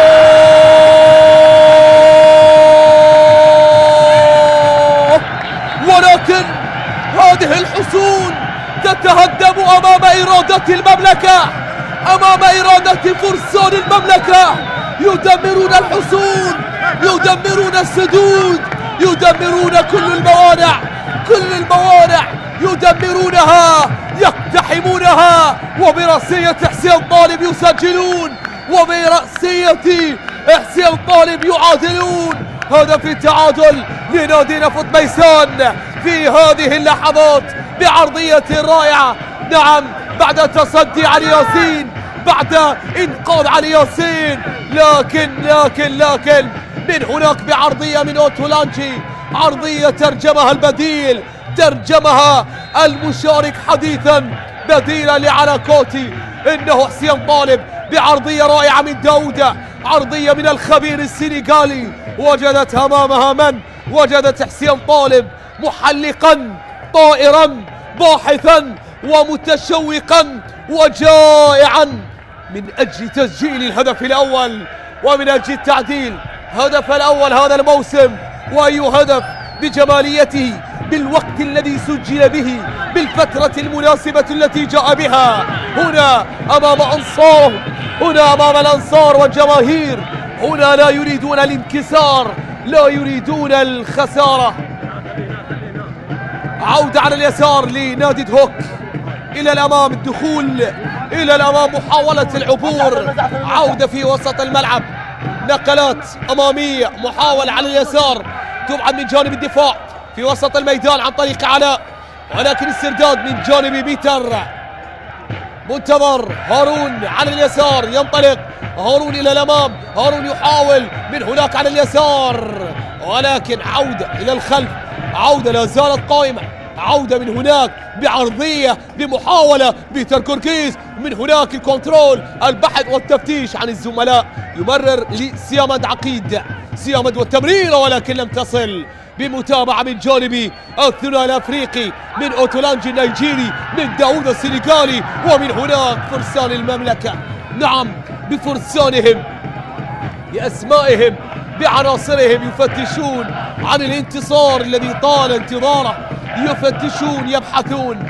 عودة على اليسار، كوتور رائع من هناك عن طريق بيتر جورجيز، بيتر يحاول، بيتر إلى الأمام، بيتر والضغط من جانب الدفاع، ولكن لا زالت قائمة حتى الآن على اليسار بعرضية بتمرير بالاستلام عن طريق بيتر جورجيز، ولكن الدفاع تتصدى الدفاعات. من هناك عودة على اليسار، عرضية، الله! ولكن كعادته حسن نجما بتألقه، نجما بارعا بتصديه، نجما محلقا في سماء محافظة ميسان، يتصدى أمام راسية سيامد عقيد، أمام راسية طويل القامة المفضل للضربات الراسية. وردة فعل رائعة مثالية عن طريق حسن نجم، وسرعة ويقظة حاضرة من جانب حسن نجم. ضربة ركنية ترسل عالية، محاولة بالراس، سعد ناطق نعم هو الآخر، هو المفضل لضربات الراسية، هو الآخر نعم الذي تعتبر ضربات الراسية هي المفضلة والمحببة على قلب سعد ناطق. وعلى الرغم من مسيرته كمدافع إلا أنه شارك بالكثير من الأهداف، شارك نعم بالكثير من الأهداف الحاسمة التي كان لها الوقع الكبير والتأثير الأكبر على مسيرة الأندية التي مثلها في مسيرته في دور النجوم وفي مسيرته الاحترافية وفي مسيرته الدولية. هذا هو داود، هذا هو المحرك، هذا هو الكياس، هذا هو الدليل إلى مرمى الفريق. منتظر محمد وعلي ياسين وسوء تفاهم بين الثنائي. عودة على اليسار، محاولة للعرضية، أوتولانجي، ولكن عند علي ياسين عند فريق نادي هوك. عودة إلى الأمام عن طريق يانيك زاكري، زاكري على اليسار، زاكري انتظر وعاد ومرر وأمنها عند الدفاعات عند نادي هوك. للأمام عادت مجددا في وسط الميدان، التمرير في الخلف عند الدفاعات لنادي هوك، تمرير أمامية وصلت نقلت إلى خارج أرضية الملعب، تحولت وإلى رمية جانبية.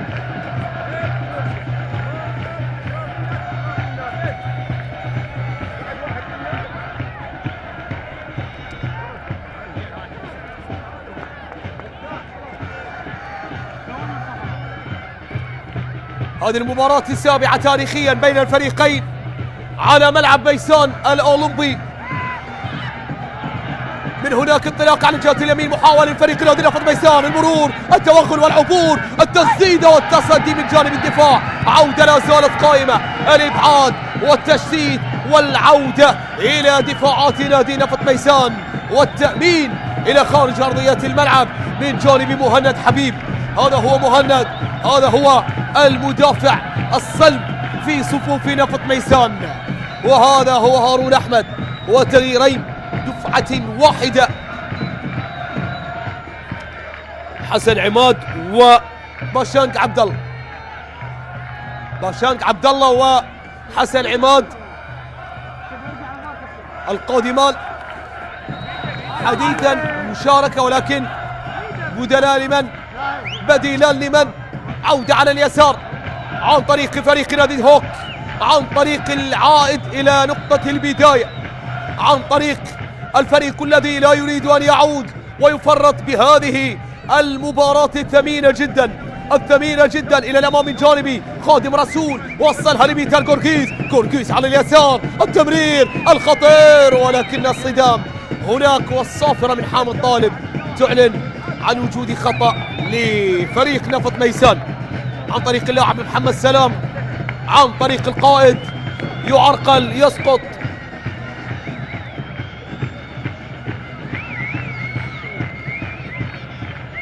يانيك زاكري هو المغادر الأول، وكريم درويش هو الثاني. العاجي واللبناني يغادر هذا الثنائي، يغادر هذا الثنائي المؤثر جدا، ولكن بالتأكيد عبد الغني شهد لديه الرؤية، لديه الفكر، لديه الغاية. كريم درويش صاحب الهدفين في الدوري، 3 أهداف في جميع المسابقات، قادم من نادي العهد اللبناني، كبير الكرة اللبنانية، والذي مثل أيضا جار فريق نادي الأنصار.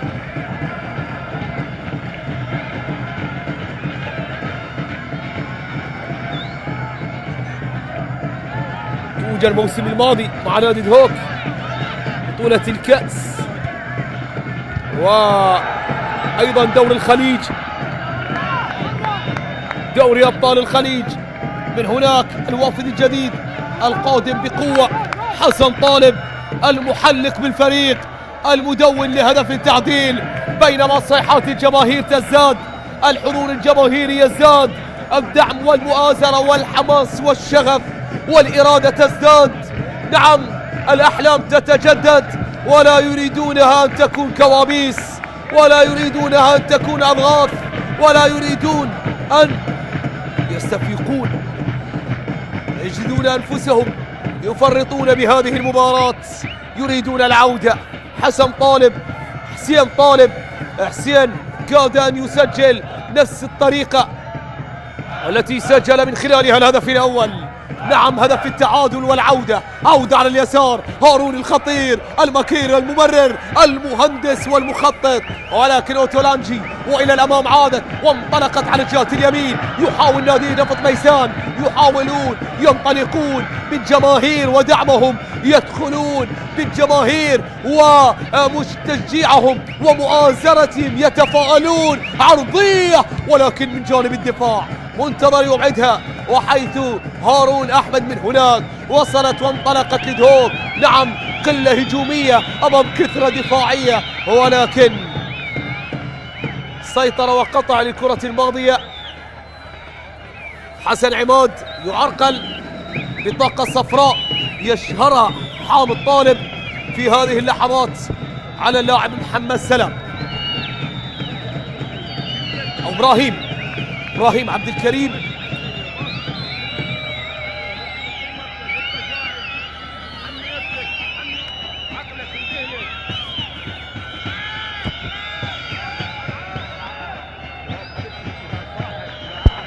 هذه الكرة الماضية والتعطيل المتعمد لهذه الهجمة السريعة.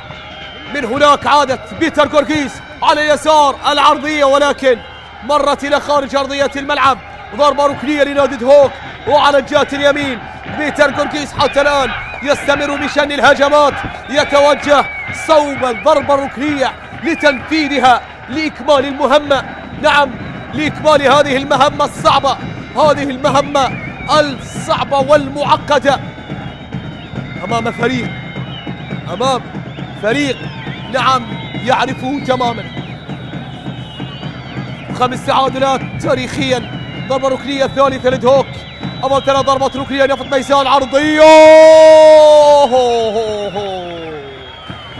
مرت بسلام بعد ارتقاء باشانج، بعد ارتقاء هذا اللاعب الخبير. نعم بالضربات الراسية، صاحب الكتلة العضلية يرتقي ويحاول، ولكن كرة تمر بجوار القائم الأيسر، مرت وعبرت وإلى ضربة مرمى. عودة إلى الأمام في وسط الميدان، الدوران والتمرير، المحافظة على الكرة حتى الآن. ينطلق علاء، يبحث علاء، يفتش علاء، تمريرة خطيرة، ولكن الدفاع يتصدى، منتظر إلى الأمام بالإبعاد والصناعة بنفس التوقيت. باشانج إلى الأمام، باشانج يسقط، يفتقدها عودة، لا وجود لخطأ.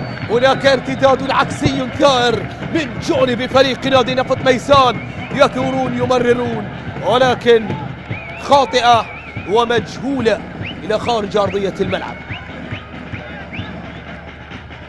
عودة مجددا في وسط الميدان لعناصر نادي دهوك، نقلات مستمرة على اليسار، وصلت لهارون محمد والتمرير، هارون على اليسار، محاولة لدهوك، محاولة الأصفر لصقور الجبال من أجل الهدف الثاني. التمرير على الجهة اليمين، يغيرون بالمسار، لا زالت قائمة، حاضر لسيامانج، عقيد عرضية، ولكن من هناك إلى خارج أرضية الملعب يرتقي باشانج.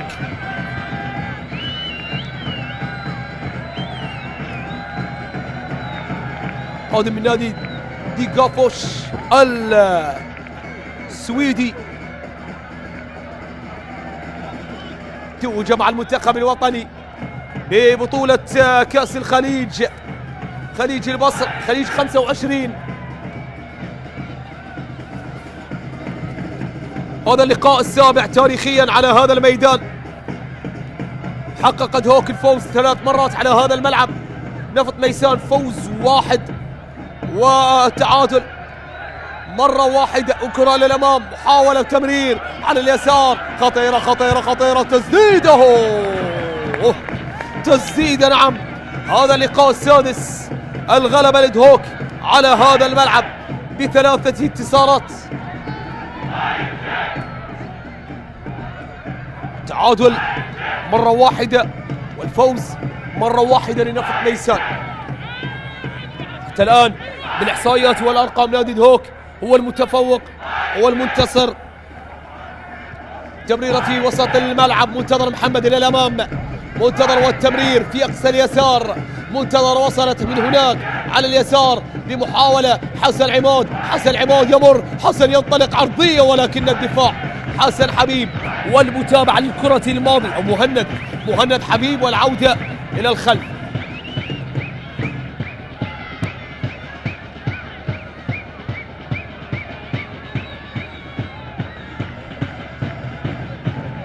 منتظر محمد إلى الأمام، يمرر الكرة والعودة في وسط الميدان.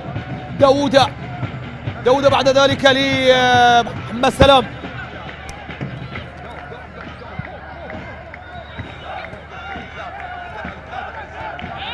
سيطر على الكرة من جانب الدفاع، تمرير إلى الأمام.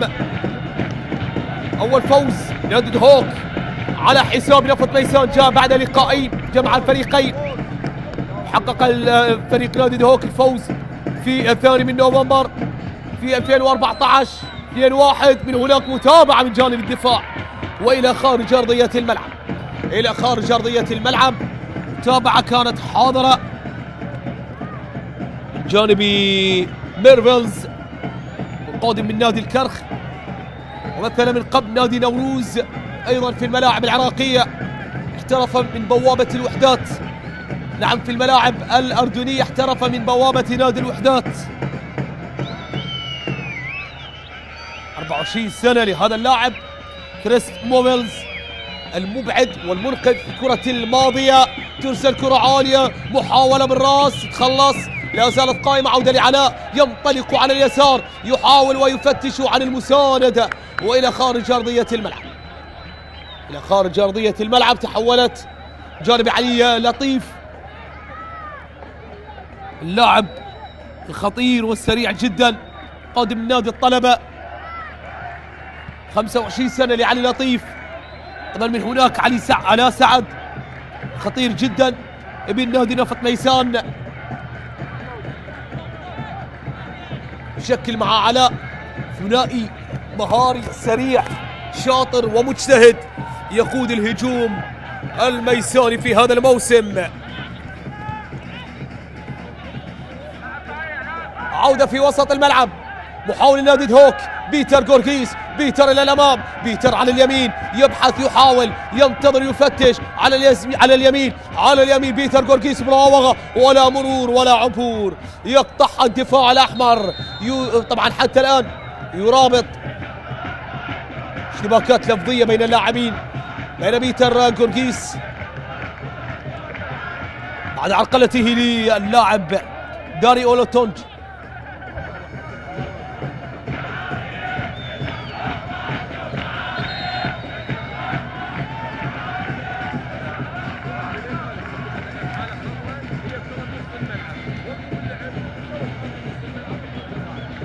بدكة البدلاء لنادي دهوك تواجد أحمد بشار، بيار أبو بكر، صديق جمال، أندري السناطي، أحمد عادل، بلند آزاد، وبولي جونيور المحترف السنغالي.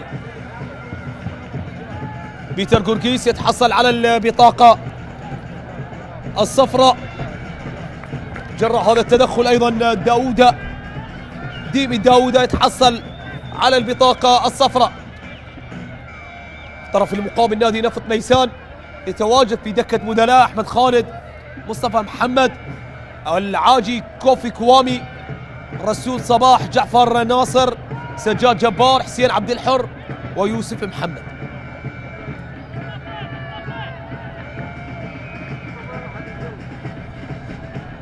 حسن أحمد والتوجيهات، الرجل الذي مر بمسيرة حافلة، نعم، كلاعب مع المنتخب العراقي الوطني وأندية الجيش والتجارة،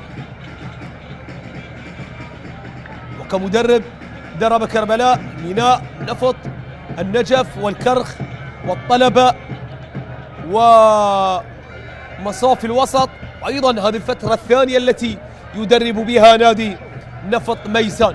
سبق له وأن قاد الفريق في موسم 2015، درب أيضا أندية أربيل والصناعة، احتراف في الملاعب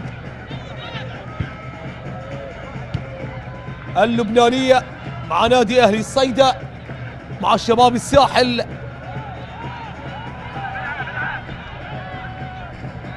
بطولة الدوري مع نادي الجيش كلاعب حصدها في موسم 2000 أو في موسم 84، بطولة الكأس كلاعب أيضا بصفوف نادي الجيش في موسم 2083،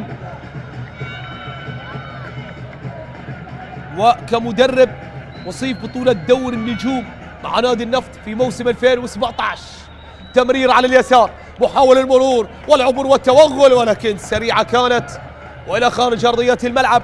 أيضا كمدرب حصد كأس آسيا للشباب عام 78، كأس آسيا نعم للشباب عام 78 حصد المركز الأول.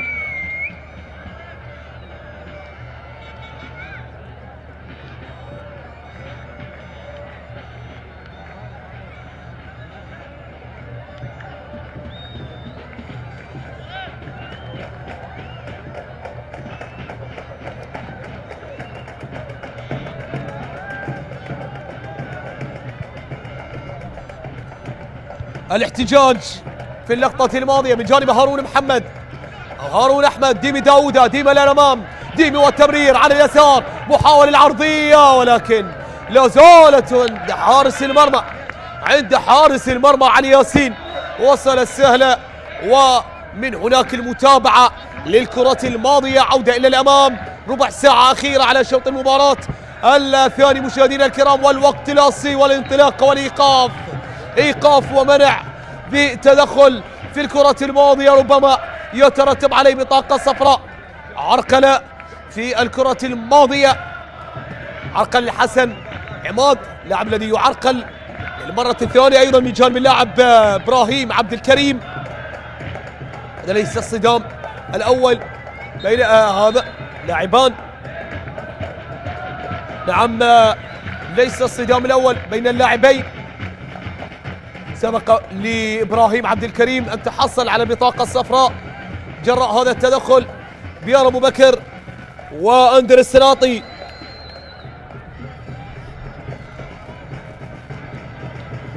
ثنائي يستعد للمشاركة، نعم منتظر محمد يغادر صاحب الهدف الأول، ومن هناك صفح شقيقة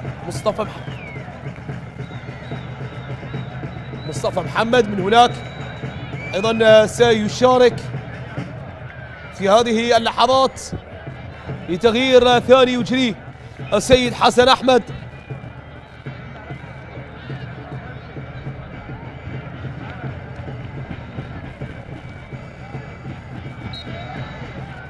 إذن 4 تغييرات حتى الآن لعبد الغني شهد. نعم مصطفى محمد بديلا لإبراهيم عبد الكريم، عرضية على جهة اليمين وصلت لنادي دهوك لصقور الجبال، يحاولون يفتشون في هذه اللحظات. نادي دهوك مجددا بطل الدوري عام 2010، موسم الاستثنائي.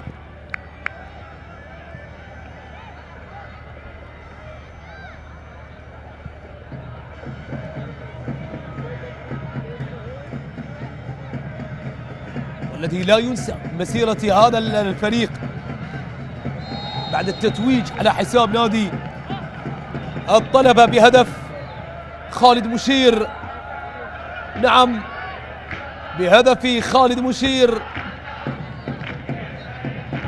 في الدقيقة 82، والتتويج بقيادة باسم قاسم، لقب لا ينسى بتاريخ هذا النادي، بطولة الكأس الموسم الماضي أيضا.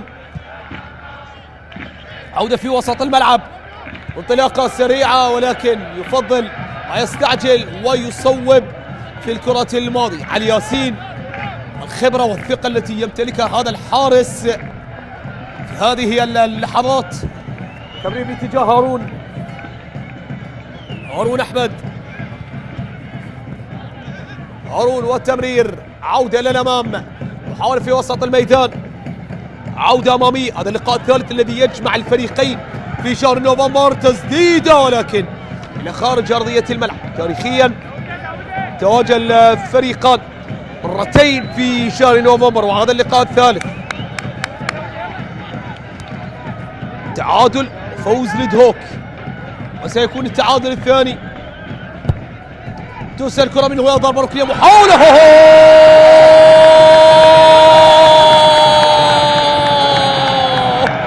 على سعد مهندس العمليات وهو المخطط لهجمات الفريق، هو المهندس والدليل إلى المرمى.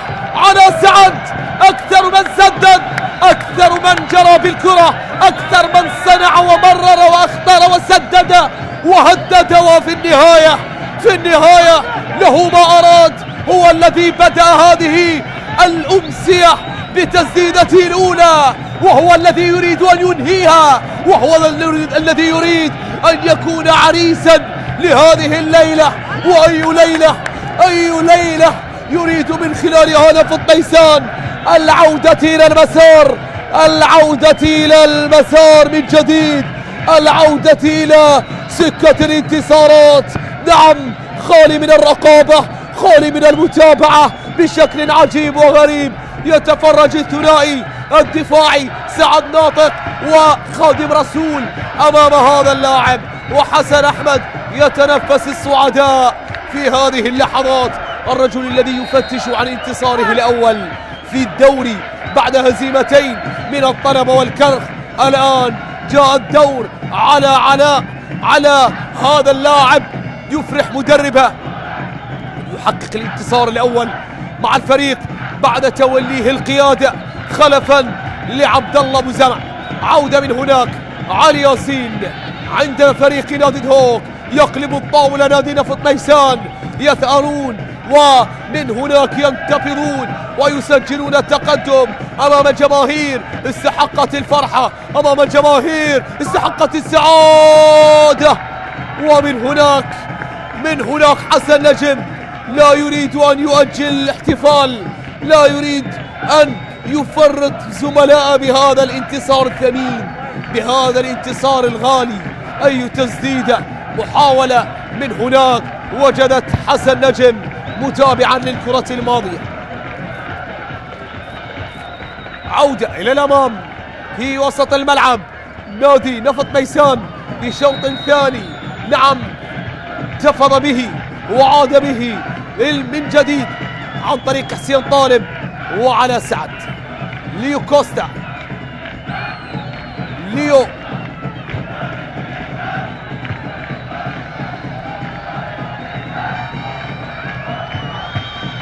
تمريرة إلى الأمام على جهة اليمين، محاولة عن طريق اللاعب مصطفى محمد، الإضافة الجديدة والمشارك حديثا في هذه المواجهة.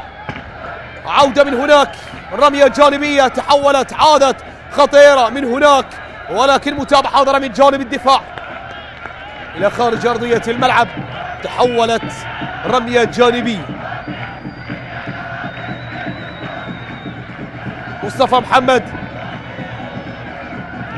أيضا مسيرة جيدة جدا لهذا اللاعب، عرضية من هناك تبعد من جانب الدفاع. عودة لا زالت قائمة. نعم، مصطفى محمد ممثل نادي الزوراء والقوة الجوية، وأيضا الاحتراف مع مس رفسنجاني الإيراني. توج مع نادي الزوراء من هناك بكرة خطيرة التحضير. نعم، توج مع الزوراء بلقب الدوري. يعود من هناك، ينتفض من هناك سريعا جدا. عودة على اليمين من هناك، يحاول ولكن إلى خارج أرضية الملعب.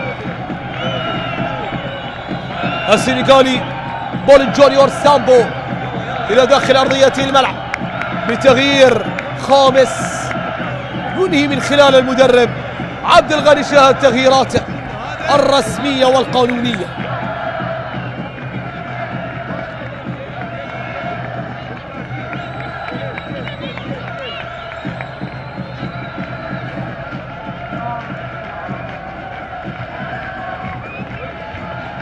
بولي سامبو شارك في هذه اللحظات. عبد الغني شاد يريد أن ينقذ الموقف. ليوناردو أوليفيرا كوستا يغادر في هذه اللحظات. عودة مجددا في وسط الملعب. بولي جونيور قادم من نادي قونيا سبور التركي. 26 سنة لهذا اللاعب الذي يلعب مباراة الخامسة مع الفريق. مباراة الخامسة مع الفريق. تغير رسم الترتيب، تغير كل شيء. أيضا هناك الزوراء يتقدم بثنائية نظيفة أو بثنائية مقابل هدف وحيد على حساب نوروز. تغير الترتيب وتغيرت المعطيات.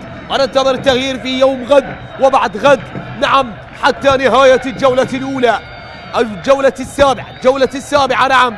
من هناك نفط ميسان بالمركز السادس، نعم السادس عشر،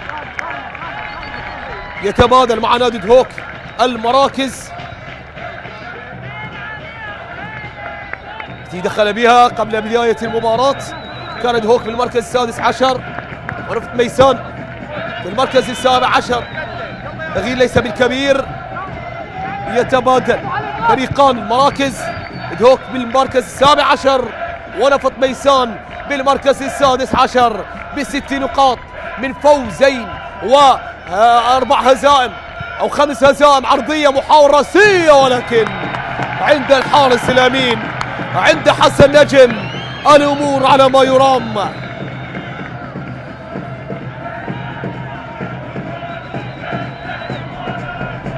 نادي دهوك حتى الآن 19 هدف سجل في مرمى نفط ميسان. الحين نفط ميسان حتى الآن معاه هدف على سعد، سجل 14 هدف في مرمى نادي دهوك. 12 مباراة جمعت الفريقين تاريخيا، مباراة في بطولة الكأس و11 مباراة في بطولة الدوري. حقق دهوك الانتصار في 4 مواجهات، نفط ميسان ب3 مواجهات، مرة في الكأس ومرتين في الدوري. والتعادل هو النتيجة الأكثر حضورا وتكرارا، نعم ب50 مناسبات. الآن نادي نفط ميسان حقق الانتصار الرابع ويعادل عدد الانتصارات التي حققها عليه نادي دهوك. يتعادل الفريقان على مستوى تحقيق الانتصارات، ولكن نادي دهوك يبقى متفوقا بفارق انتصار واحد في بطولة الدوري. نفط ميسان انتصار في بطولة الكأس، 3 انتصارات. مع هذا الانتصار إذا اكتملت هذه المباراة وغادرها نادي دهوك خاسرا ونفط ميسان منتصرا بنقاطها 3. ننتظر ونتابع، ننتظر ونشاهد.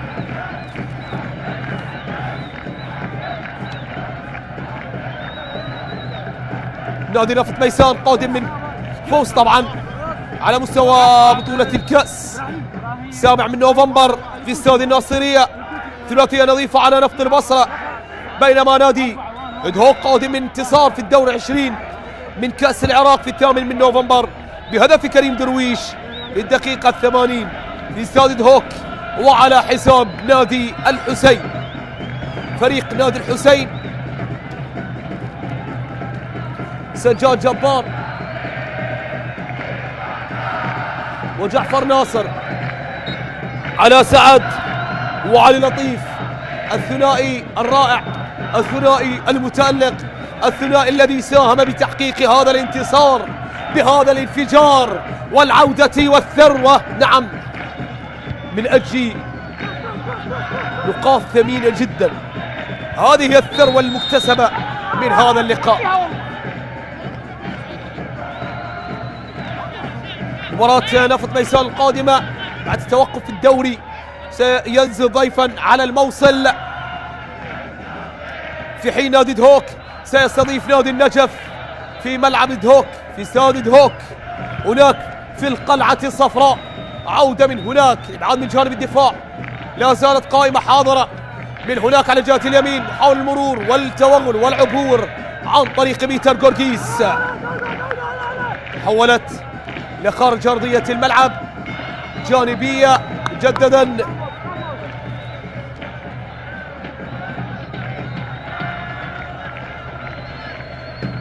الموسم الماضي مواجهتين جمعت الفريقين،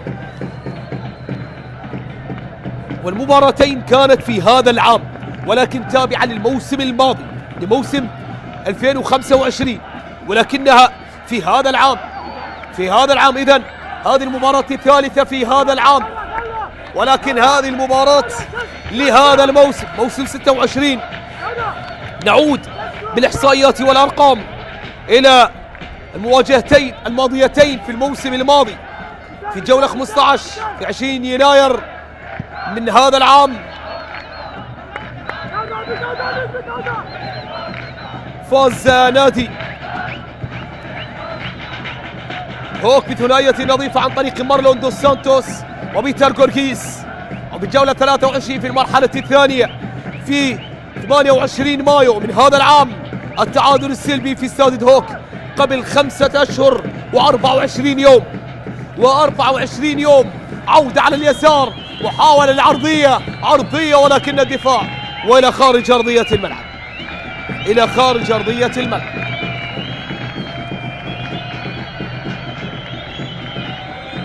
أكبر نتيجة فوز لدهوك 3-0 على هذا الملعب في 20 فبراير 2024.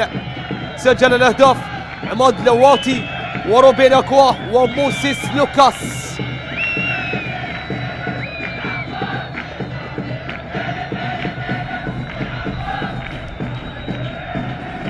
بينما جماهير نادي هوك المتحسرة الغاضبة الغير قابلة على هذا الأداء، على هذه المباراة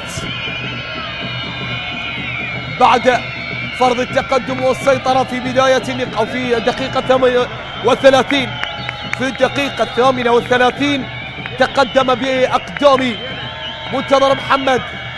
ضربة ركنية من هناك، محاولة خطيرة، الاستقبال لا زال قائمة للتسديد عن طريق هارون على اليسار، محاولة عرضية لا زال قائمة خطيرة ولكن مرت بسلام واحتلت المرمى وإلى خارج أرضية الملعب، إلى ضربة مرمى لمصلحة فريق نادي نفط ميسان عند حسن نجم.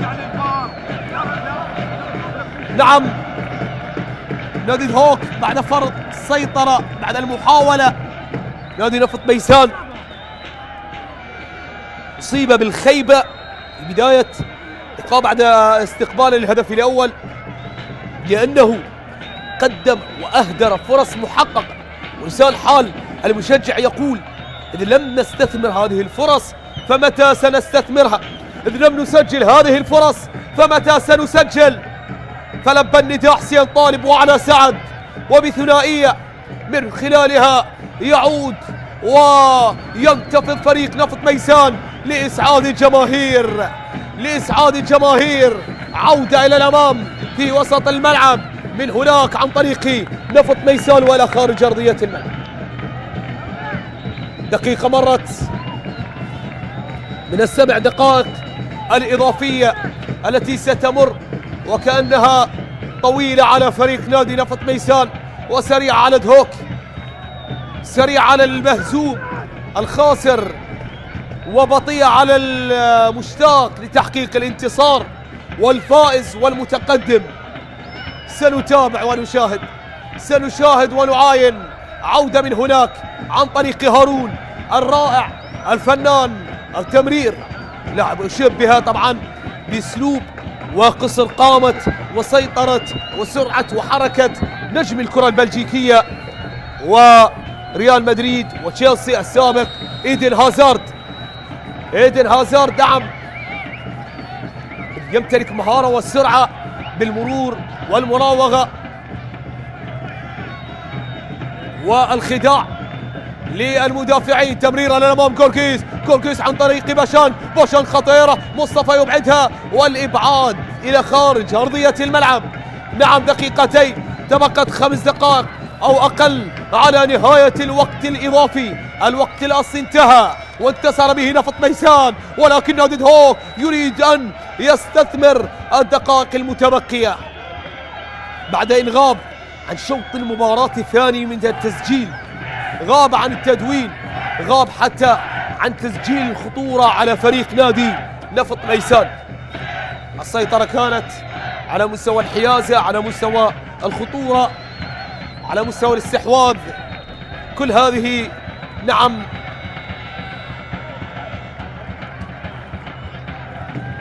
الإحصائيات كانت تصب بمصلحة نفط ميسان، وترجمها وحولها إلى هدفين من خلالها نعم من خلال ما يدون الانتصار الثاني بعد غياب منذ الجولة الثانية من دوري نجوم العراق، والانتصار على نوروز.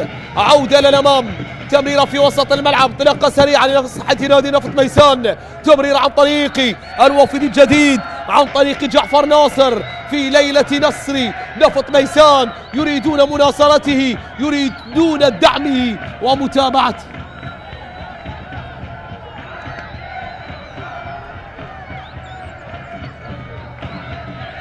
حسن نجم حارس المرمى يتحصل على البطاقة الصفراء.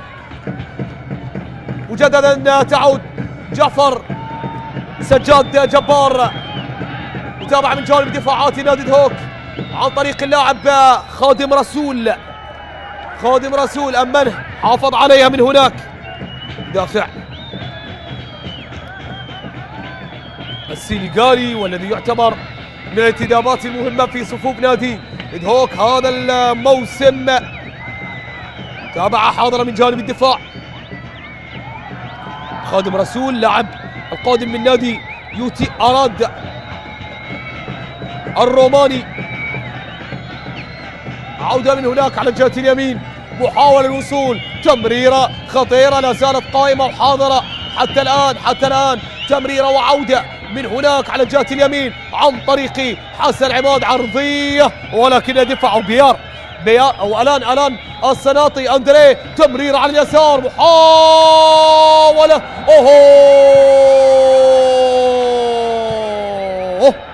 ركلة جزاء لمصلحة دهوك، ركلة جزاء بوقت غير مثالي لنفط ميسان، وهو مثالي جدا جدا لفريق نادي دهوك لإنقاذ هذا الموقف من الهزيمة، نعم، وتحويل الهزيمة إلى تعادل أمام فريق ثائر، أمام فريق متعطش، أمام فريق باحث عن الانتصار، باحث نعم عن مصالحة الجماهير. مصطفى محمد والتدخل، مصطفى محمد سنعاين نعم يتدخل على اللاعب بيار أبو بكر، ولكن ننتظر ماذا يقول الفار، ننتظر المعاينة هناك من جانب محمد سلمان. لم يكن رأي آخر للفار، سيبقى مصرا على قراره حكم حامد طالب، يشير لركلة جزاء، ولكن حتى الآن الأمور غير رسمية غير نهائية، لم يتم التصديق على ركلة جزاء. ننتظر المعاينة الحاضرة في غرفة الفار. جماهير نفط ميسان المتعطشة، جماهير نفط ميسان التي لا تريد أن تصدم بهذا القرار، لا تريد أن تصدم بهذه اللحظات الثمينة والغالية جدا، والتي يقترب بها الفريق من تحقيق الانتصار. إذا نعم، بيتر غورغيز، وركلة جزاء، ركلة جزاء لمصلحة نادي دهوك في وقت الأخير، في آخر اللحظات، في آخر الدقائق. بيتر غورغيز يفتش عن تدوين هدفه الثالث هذا الموسم، سجل في مرمى نوروز ثنائية في الجولة السادسة في آخر جولة، والآن يريد أن يسجل، الآن يريد أن يدون بيتر غورغيز. وحسن نجم ولو تصدى حسن نجم فعلا لكان عريس الليلة، نجم المباراة بلا منازع، ولكن بيتر غورغيز وآمال دهوك وصقور الجبال والجماهير التي تعنت نعم، وتحدت المسافات وعبرت وتواجدت في هذه الأرضية، في هذا الملعب، في هذه المدرجات، ومن الشمال إلى الجنوب. بيتر جورجيس، بيتر جورجيس يتقدم، جورجيس يعاد الصقور الجبال، لا يسقطون، لا يخسرون. نعم، هو تعادل ثاني هذا الموسم، ولكن ليست هزيمة خامسة، ليست خسارة خامسة. يعودون يعدلون، ومن علامة الجزاء يسجل بيتر جورجيس ويفجر الفرحة في مدرجات ملعب اللقاء هنا في ملعب ميسان الأولمبي، هنا وبحضور مجموعة قليلة من الجماهير، ولكن طموحاتها كبيرة وكبيرة جدا.